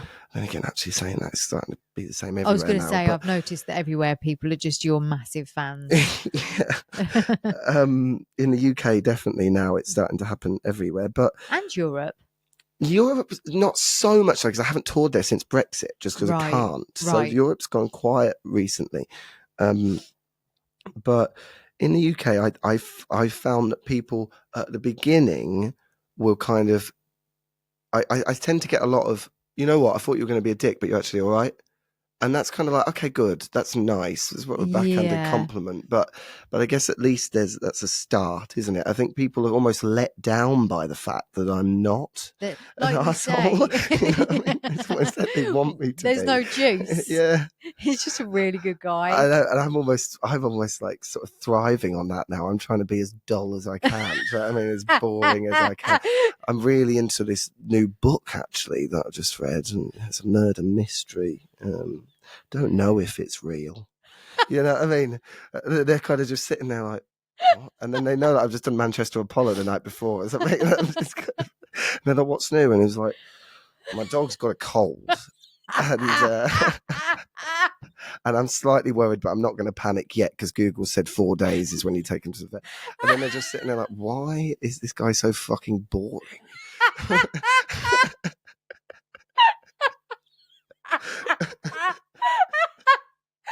I mean, I must admit that the whole dog with the cold story, I was interested, by the way. Yeah. I didn't find that boring, but I hear what you're saying. Yeah. But why do we always have to be so fucking interesting all the time? That's another thing I don't understand. Like, just because I can sing doesn't mean I've got to be like, I don't know, like eccentric and true. deep. I mean, don't get me wrong, I like being deep, but more like just real. Why is it so strange? It's like, oh, that's so cool that you just eat lunch, like you just have a sandwich for lunch. That's so cool that you just sat in this cafe in Northampton and just had like, it's so cool. It's like, what? But you're here as well. Are you really cool as well then? Or what? Do you know what I mean? That's what I mean. It just must mess with your head that the normal stuff that you do suddenly. You know what? It used to mess with my head, and now I'm just. And me and Kirsten always talk about this. We're like, now we just have to assume that everyone's just a bit weird, and it's fine. And as long as that's you just, the biggest truth of all time. If everyone recognizes, because this one guy I met a few days ago at this this event, he was like, he was like, you're right. You're him, aren't you? And I was like, yeah. And he was just like, look, you know, when someone's looking at you, but they're not looking at your eyes, they're like looking at your face and stuff. Like you can tell that they're looking at your nose and your cheeks and then there's something about it, and you kind of feel like you're being like watched, but you're in a conversation with a person that's watching you, which is weird because normally you're comfortable with being looked at, but it's almost like they're like looking at like a thing. Rather than a person, do you know what I mean? And then if you kind of go, oh, that's weird, then it's a problem. But nowadays, I'm just like, okay, that's another person I'm not going to be able to be friends with. And that's okay. You're just explaining Northampton people now. You do know that. But it makes you much closer to your actual friends as well. It has a lot of upsides because my friends that knew me before all of this weird shit are now like super close. Yes. And then some of the friends that are sort of falling away with it a bit and being more into the sort of hyped up by it all, you kind of start to think, oh, okay, well, maybe, they weren't as good of friends as we thought in the first place. But even then, you can just go, hey, you're doing that thing, snap out of it. Remember, I'm nobody, just snap out of this. Because it's so stupid, isn't it? I mean, maybe it isn't, but to me, it's stupid because I just don't see why one skill should be put on a pedestal to another. That's always, I don't know how to do any building work. I think that's insane. I think it's incredible how someone can... Bloody useful. Yeah, I mean, I was trying to DIY my house. I got a new place a year ago that we just moved into, and it was a real doer-upper. Yeah. And so I thought, okay, I'm going to throw myself into this. I'm going to learn how to do this. I'm going to learn a new skill, bought all the tools and shit from B&Q and all that. And I'm just so bad at it. I know. It's I really difficult. It's so hard. And I really tried. And I'm just terrible at it. Some people just can't do things. No, you're right. Your brain just won't let you do that for whatever reason. Like my brain does not let me do numbers. No, exactly. I cannot do numbers. End of story. So are you dyslexic or are you just not good at... Dyscalculia. Was that just shit at maths? Yeah. Okay. We've got a word for everything now, haven't we? Just a bit thick when it comes to numbers. Yeah. That's me. Yeah. I always used to say that to my accountants. I'm really sorry. I'm really thick. They go, no, you're not thick. They'd feel sorry for me then. Yeah. No, when it comes to numbers, I am really thick. But the thing is, do you try? Yeah, but my brain just literally goes, no. Really? Is it not interested in it? It gets angry. Yeah. My amygdala response to numbers is like and I guess you know what's happening in your brain. Yeah, it just goes no, and I literally start to go. Is there anything else that happens with following instructions? Anything that's supposed to be logical and practical, my brain just goes, nope, it won't do it. I cannot do logic instructions. Wow, that's interesting. Yeah, because isn't in a way psychotherapy a logical way of thinking? You would think so. Oh, right. It turns out not for me. And I guess everyone's different, aren't they? Yeah. So in a way, it thrives itself on being illogical. I think the way that I can join the dots, so the way that I would look at therapy is it's about joining the dots and understanding the different parts. So I suppose there is logic to that, but that's attached to emotion and behaviour and all the things that I find really interesting. And they're variables to logic, aren't they? Whereas I guess there's no variable to maths. Yeah, there's no variable to maths. And if you've got to build a wardrobe, that's it. There's only one way to do it. You can't play with the theory. You can't come up with a new theory. I'm questioning everything. Yeah. That's really interesting. Well, yeah. So I'm terrible at that. Terrible at building. Terrible at maths. So we love the builders because they literally give us joy. But the crazy thing I find is that, like, I sort of treat like my builder. I'm a fanboy. Do you know what I mean? He comes over. I'm like, whoa. Do you look at his nose and his cheeks? Yeah. When you talk to him. Yeah. But the thing is, I don't, and that's the strange thing, isn't it? It's like, why don't people do that with? Why do they do that with like musicians and like, I guess, actors? Anything creative is seen as this like magical skill, as if it's so much harder than everything else. But I guess what I struggle to understand is why we have this hierarchy of what's important as a skill. Yeah. Because surely any skill that you can't do should be incredible. Yes. Yeah. I agree. And I think there's a couple of things with that. I think people, this is just my theory. If you are on a pedestal and you're giving me time, then I'm now special too. So society puts you on a pedestal because if you think of the greats, be it music or otherwise, I guess just talking to them is you giving them time, isn't it? So now I'm special because I've had that space with you. So, for people that probably look for ways to feel special and have something to talk about in the pub with their friends, suddenly I'm special because I've sat with Billy Lockett and we've spoke about, you know. It's weird. Yeah.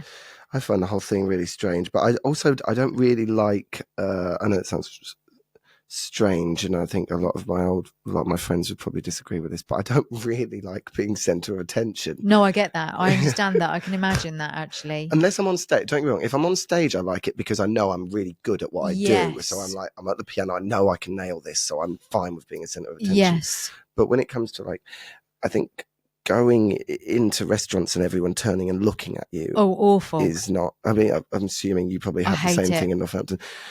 That's kind of weird, and I don't have it on the same level as you. I mean, I don't even think people know who I am. I just hate people looking at me. I'm not trying to be like, I'm a big deal here, guys. It's just I don't like being looked at, full stop. She's trying to get in their heads, man. It's not because they know who I am. It's just if they look at me, I'm like, what are you looking at? Yeah. just to confirm. Kirsten has an amazing way of just completely ignoring it now as well. She's just like got this real gift of like anytime anything happens, she's always happens to be looking the other way, or she's fiddling with Trevor, or something. There's always something. And I'm like, did you not see that? She's like, no. What? She just leaves you to and I'm it almost now. a bit pissed off because I'm like, people know who I am, you know. Like, you give all your attention to Trevor. Yeah, she's the only person I care about knowing how famous I am. She's the one that couldn't give a shit. Yeah, she just couldn't care less. She never has cared. She's never really. She's probably the only person on the planet that's ever just like never given a shit. What does she do? So she's actually just started her first day at. So she's completely changed career now. So she was a marketing manager for quite a big agency in a property world, and she's decided to come completely out of it and just start as an estate agent. She's on her own? No, in Oscar James. Oh yes. So she's literally just going to completely new career change. She was just like, I just want to do something completely new and different. She's stuck in an office all the time, and she wants to a job where, because she likes office stuff, but she doesn't like it all the time. Yes. And so she wanted a job where she could be half the time out and about and half the time in an office. And she was, and we were talking about it, and we was like, why don't you sell houses? It's perfect because you can drive around the town, be part of the community, you can market the place, and you can be in the office. You're meeting people all the time, and you can make some money as well, because she's really on it as well. So she'll make a lot of commission. I think she's going to smash this, actually. It's very, very hard-working, likable person. Yeah, she's just perfect estate agent, really. She's gonna nail it. And I mean, the problem is, I said to her, I was like, okay, the only issue is that like estate agents are notoriously assholes. So, but the thing is, you're not an asshole, so you might be able to really take the lead here. It's a bit like you as a rock star. You're a really nice rock star. She's a really nice estate agent. In the land of the blind, the one-eyed man is king. So maybe she can really take over with this. So I think she's going to do great. But it's her first day today. Oh, bless her. Yeah. So it's a completely new career change, and it's pretty big. I mean, she's 27, so she, to be completely changing career. It's a big step. It's a big step. But it makes sense because I buy houses, and everything I've ever made off music I've put into houses. That's the other side that's interesting to you, is that you are a bit of a businessman behind the scenes as well. You've learned with my mum anyway. We're together. We've sort of built a sort of property business. So you're sensible. Yeah, but only because I haven't actually done that well through my life. So every time I've made a bit of money, I've known that it wasn't a big hit, so I've got to be careful with it. Yeah. And my mum's always taught me that, like, don't spend any money on anything that's not going to make more money. Yes, and so very wise. Yeah, so I'm still driving the same fucking piece of shit car that I've had since I was 18, my Fiat Punto. I'm still driving the same car. That is cool. And it's such a piece of shit, but it's still going. It's never broken down. Did you say since you were 18? 18, yeah. It's my pretty much my first ever car, yeah. I mean, I used to borrow my mum's Fiat 500 when I first learnt to drive, but this is my first car, yeah. So you're 32? Yeah. And I've still got the same car. Yeah, I've had it for my whole life. And I just, for me, it's like, okay, a car's a bad investment, doesn't make any money. No, you're right. Well, nowadays, apparently, some people are saying it can make money depending on what you get, but whatever. Fundamentally, it's not a house. Yeah. And I just don't need a new car. It's never broken down. It's fine. What's the point? I'm not a flashy guy. I don't want to drive around Northampton with a fucking Lamborghini, everyone going twat. Do you know what I mean? Like, yeah, which they what would. are you doing? Driving you know what I mean? When you see like one of my mates, actually, he's in a really very successful band. I'm not going to name him, but he's bought a Ferrari, and you know who I'm. If you're listening to this, you know I'm talking about you. I'm so desperate to know who it is. You know what? Fuck it. I'm going to say Dot. It's Dot from London Grammar. Okay. Right? And he's bought this fucking Ferrari, right? And don't get me wrong, it's lovely and it's big and bright and red and it looks brilliant. But I know you're embarrassed about it. I know. Look, if you're driving about, like, because I see when someone says, "Oh, because it's one of those seatbelt." Whenever he's doing a FaceTime and he's got his seatbelt with the, you know what I mean? And it's like, oh man, and it's like, what are you driving? And you can feel him going, it's just. You know what I mean? He's dancing around the subject. And I'm like, what?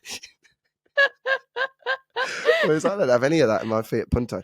So, and also it's a runaround. Do you know what I mean? It means I don't have to clean it, I don't have to look after it. And anyway, essentially it's given me all of my money has always gone on houses. Yeah. So I've got 3 now and I'm looking to buy my 4th. And so just put tenants in and my mates live in them. And you remind me of Louis Theroux. He was talking about watches. And he was talking about his £15 Casio. And he was saying, why would I get a Rolex or whatever? Because this works. Well, a Casio is a good make as well. Yeah. That's a good keyboard. And he was Casio. talking, what you said is like, it works. It works. It does what I need it to do. Don't get me wrong. If it disobeys me and it leaves me on the motorway broken down, I'll get a new car. I will get a new car. Yeah, and my girlfriend will be extremely happy. Because she won't even sit in it anymore. It's that horrible. And what does she need? Does she need a special cushion? Yeah, no, she literally spreads a whole sheet across it's horrible in there. It's like it is a horrible place to be. It's just covered in dust and shit. I haven't cleaned it in years and years and years. I mean, I took it to the car cleaner place. You know, the Polish guys. Yeah. And they refused it. They actually went. Yeah, they literally said it's too dirty, too dirty a colour. How bad is that? How bad is that? So now I'm going to have to clean it for them to then clean it.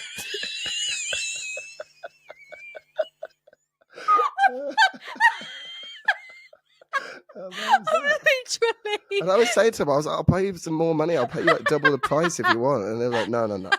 We have no time. We don't time. They're saying it's going to be a full half-day job. Yeah. But I was proud in a way. I was like, fair enough, man. Like, this is... Nobody else has had that experience. Yeah, I don't care. It's fine. You know, and also I don't like the showy off thing. Do you know what I mean? So I wouldn't want people to know how much.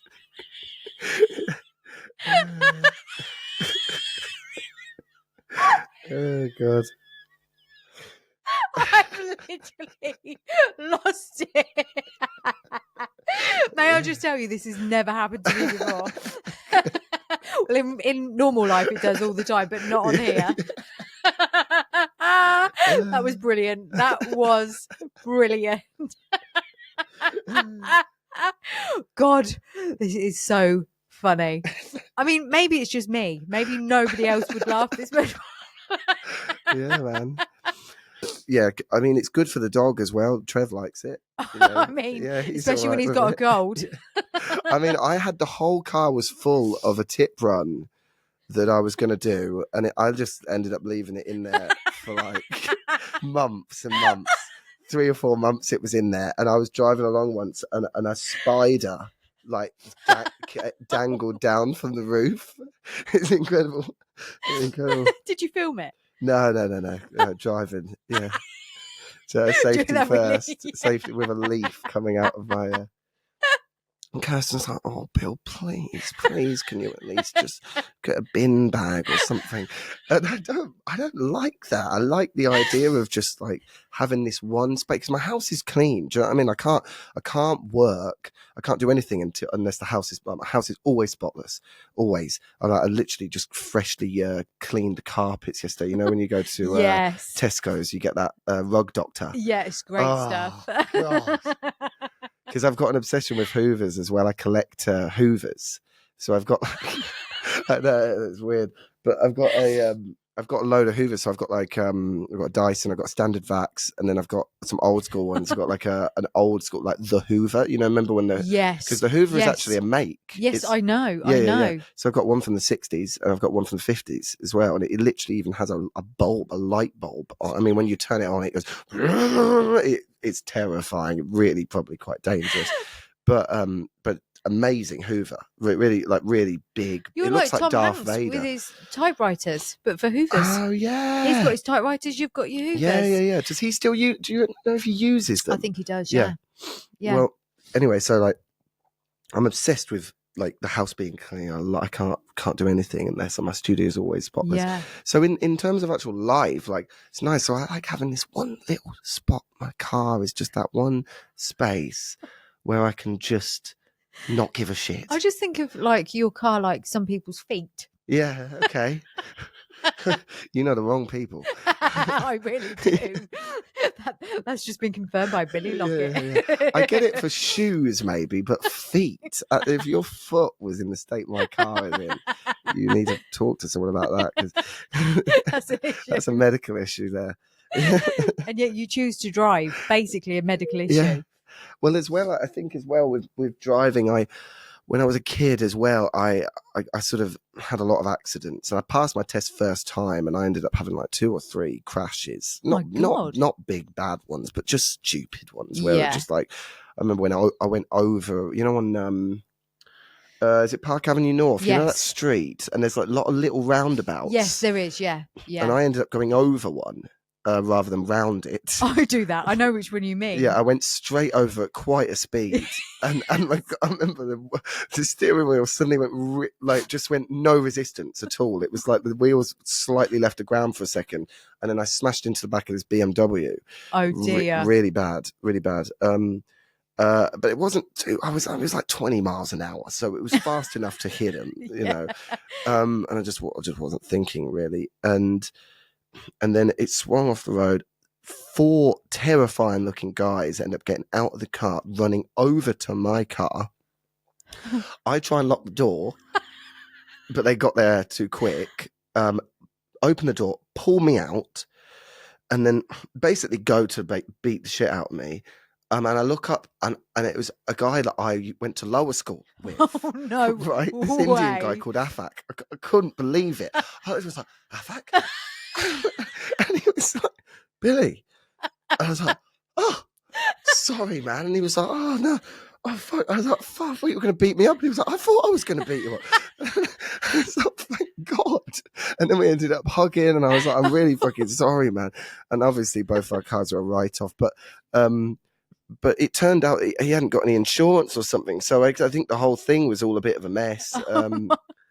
And I'd got a bit of whiplash as well. So it worked out in the end. You know what I mean? It was a good business choice. Yes. So I never really had a lot of respect for like cars in my world. I was just like, maybe I won't. But I promised Kirsten that once I get my final, I need to get one more house, and then I'm done, and then I'm finished, and then I'll finally invest some money in a car. But yeah, that's the only money I've ever spent is on houses. Ever. Which is a good choice. I mean, especially in the industry you're in, because you do need that safety net. Always, yeah. Because having a Patreon as well has been really great. Yeah. For like my true hardcore fans, and the houses has given me a way of being able to have like creative control. Yes. So that if it turns out that the label doesn't like something I've done, it doesn't matter. I can just sort of move on. Yes. Whereas I think before, when I was with Warner and the label before that, if they dropped me, I was fucked. Yes. I just had to do everything that they said just so they wouldn't drop me. And it was just an awful way to live. No one wants to. That's such a horrible position to be in. Yeah, because then you just have to do what they tell you, and a lot of the time it's wrong. Yes. And Dot actually told me that, London Grammar guy. He said, if you put something you don't like out and it fails, you'll hate the fact that it failed, and if it does well, you'll hate the fact that it did well. So you can't win. Yeah, that's so true. Because you don't even like the song. Whereas if you put something out you love, then you will only ever win, and now I'm very lucky. Like everything that I've released in the last 3 or 4 years, I do really like. I do really, really love what I'm making. Which is just, what a powerful position to be in life. Yeah, it hasn't done that well, but I love it.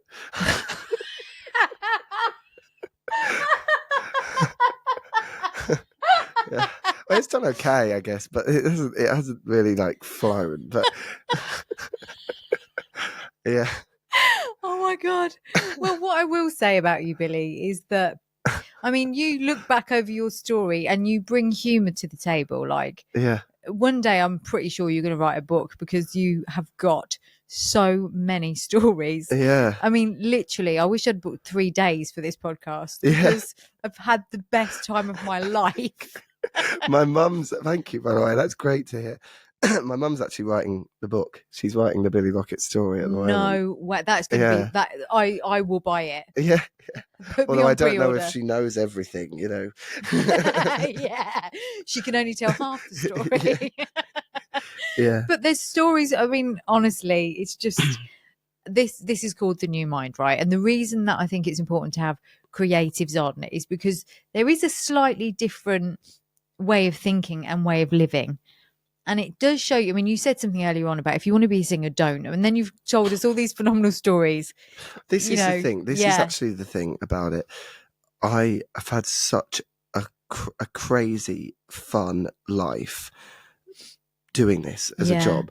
And I know obviously now we live in a world where everyone is a TikTok star and they spend their life on TikTok lives and singing. It's not the same. And you know, honestly, I've been in crazy bars in Holland at 4 a.m. with a load of people I didn't know who couldn't speak English, and I've been in, you know, the most insane places in LA and New York and Germany, all over the world, and just done the most ridiculous things, even in the UK, even in Northampton, doing Northampton Music Festival, and having a good chat with some like homeless guy that had no idea what I'd just done or who I was.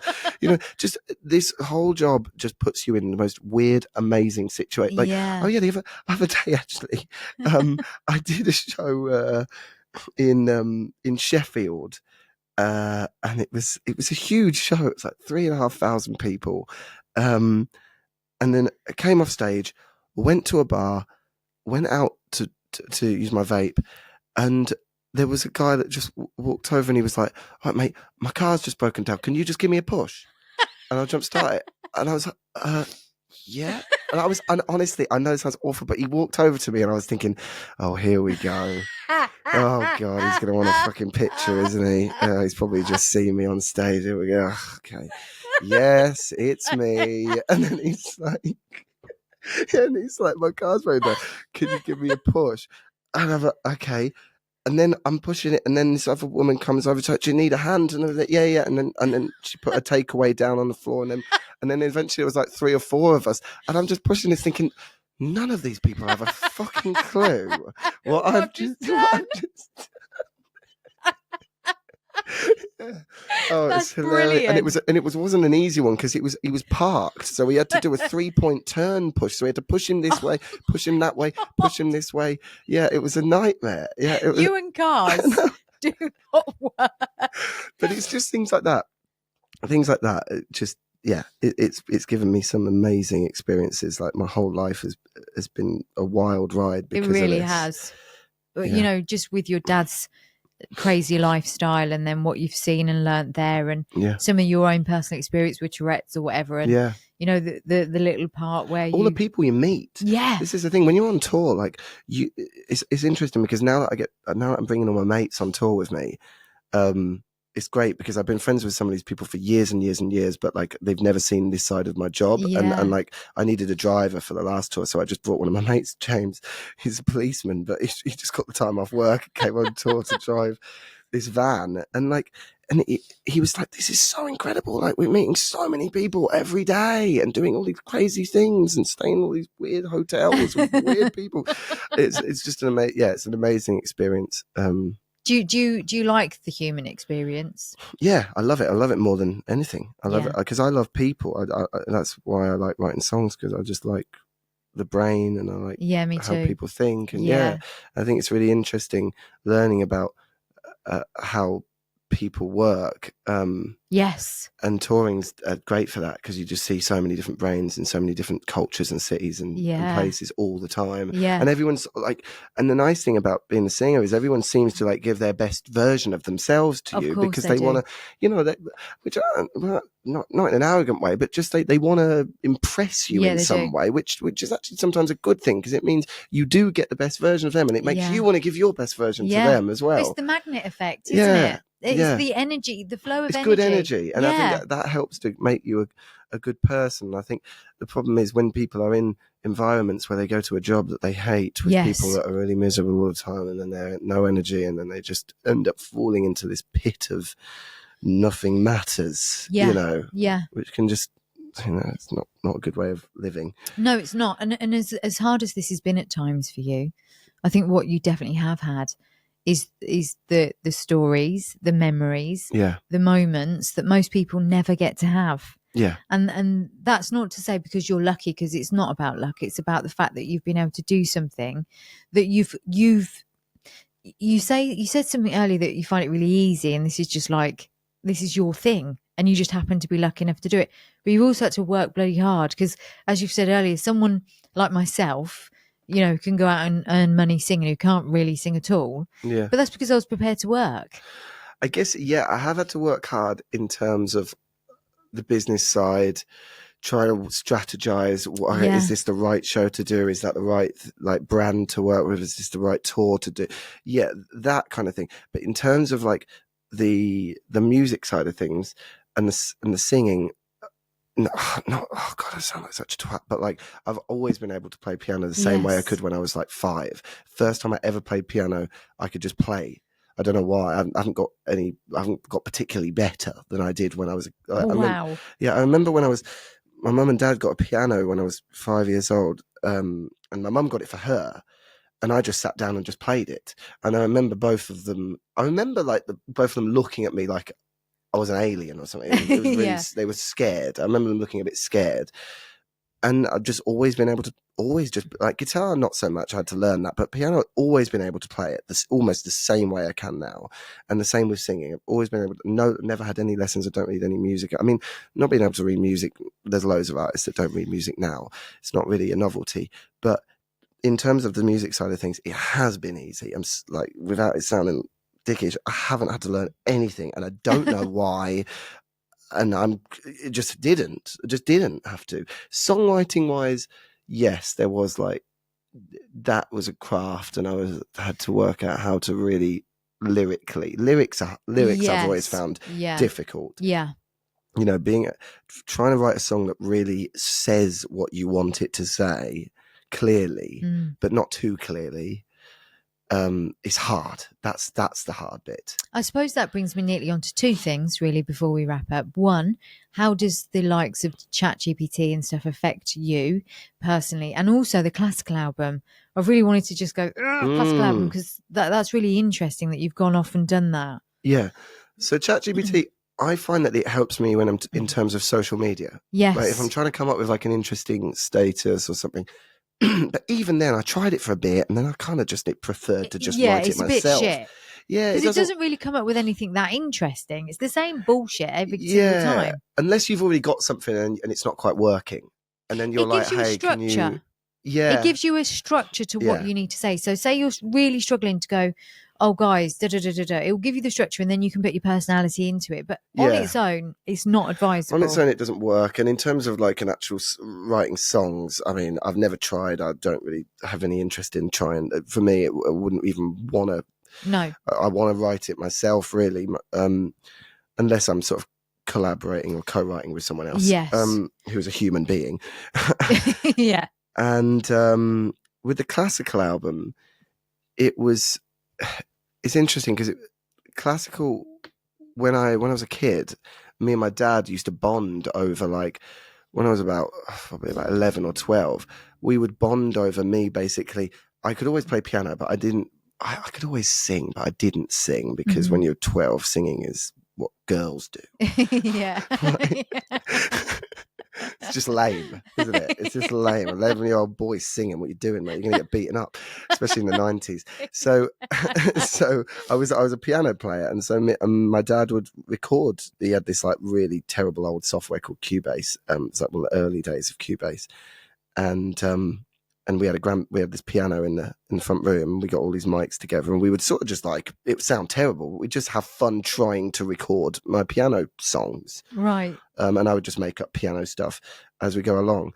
And a lot of the time I wouldn't even know what I was playing until we press record. So then I'd just sort of bumble along with it. Wow. And then we'd just sort of see where we go. And so when I made this classical album through COVID, I did the same thing. So basically about 7 or 8 of those songs on the album, I didn't write. So, well, I did write, but I wrote them on the spot, essentially. So press record, and then just literally just put my hands down and just see where it goes, basically, and just wander about through it. Because you'd find paths, so you'd feel like a vibe, And you'd be like, oh, okay, and then you'd hear that it could go down that way, and then you go there, and then that would lead over to it's almost like Takeshi's. You ever seen Takeshi's Castle? Yeah. Yes. Yeah, you know Knock Knock. Have you seen that with all the doors? And then you go through one door, and then you've got another 5 doors, and then some of them are shit, and some of them are good. Yeah. And so you just have to hope that you keep going through the right one, basically. And Wow. but with this, there was no wrong door really. So basically, I used the same concept for this album as a sort of a nod to what me and my dad used to do back in the day. Oh, that's so lovely. And all the artwork is his paintings. Yes, I saw that. Yeah. Yeah, and so the whole thing is kind of an ode to him, really. That's really, really beautiful. Yeah. And just the way you've described that is that because I believe a lot in the energy of everything. Like everything is energy, and that's essentially what that album is, isn't it? It's just your energy going where it needs to go. Totally, yeah. It was also a way of me learning how to produce, because it was the first thing that I recorded at the house in the cellar myself. So I was just getting the hang of it, and I couldn't really do vocals, but I could just about manage to record and produce a piano and strings. You are quite different in that sense, I think, in the fact that you've got, lots of different areas. I just want to learn everything about it. I just want to be, the best I can be in what I'm doing. A true artist. Yeah. Yeah. I think that's what's come out, is that because it will hold you back if you don't know. Like my dad was an artist, and so he painted humans, so he learned every bone in the body. Yes. He learned the human anatomy, and he would sit in surgeries regularly. Wow. And he would take photos and video all sorts of surgeries, so that when he was painting a knee, he knew exactly what bone and muscle he was painting, so he didn't get it wrong. Wow. So essentially, in a way, I want to know exactly what compressor I'm supposed to be using, and there's a whole world of it. I mean, it does get a bit too nerdy for me at times, but as long as you know just more than the basics, I think that's enough to be like, when you're listening to a track now, it helps, because when I do work with a producer and they send me a vocal back, I can be like, can you tone down the EQ, or can you push the compressor up a little harder, or can you turn down the de-esser, and I know what. Whereas before I used to be like, oh, I just don't like it, and I don't know why, and maybe it sounds a bit, and then producer will be like, fucking hell. Do you know what I mean? This kid's just been signed to Warner. He's no idea what he's on about. But look at you now. I mean, in a cellar in Northampton. No, I'm joking. I'm going to go to my cellar in Northampton now. Round the corner. Yeah, round the corner. Who knew we were cellar friends? Yeah. I feel so at home in this. Yeah, I know, it's so familiar. I did it just for you. Normally, I'm in Borsley Hall. Upstairs, yeah. Normally upstairs. Normally I'm in a grander place, but I knew it was you. No, but I'm really glad that we did this. Yeah, it's just thank you. Honestly, much fun. Thank you for having me on. This is great. I love podcasts, and this is a big one and a good one. So I'm really grateful. I appreciate that, Billy. It's just been the funniest couple of hours of my life. Yeah. I'll never ever forget it, even though you will. I won't. It'll be one of my fondest memories. I'm so grateful. And if people aren't crying and wetting themselves at the same time listening to this, I'll be surprised. That's the effect I do have on people. Yeah. Crying and piss. Yeah. Tears and piss. Yeah. What a way to end your episode. That's the name of the second album, right? Tears and piss. Right. On that note, on Tears and Piss, we will end. Bye.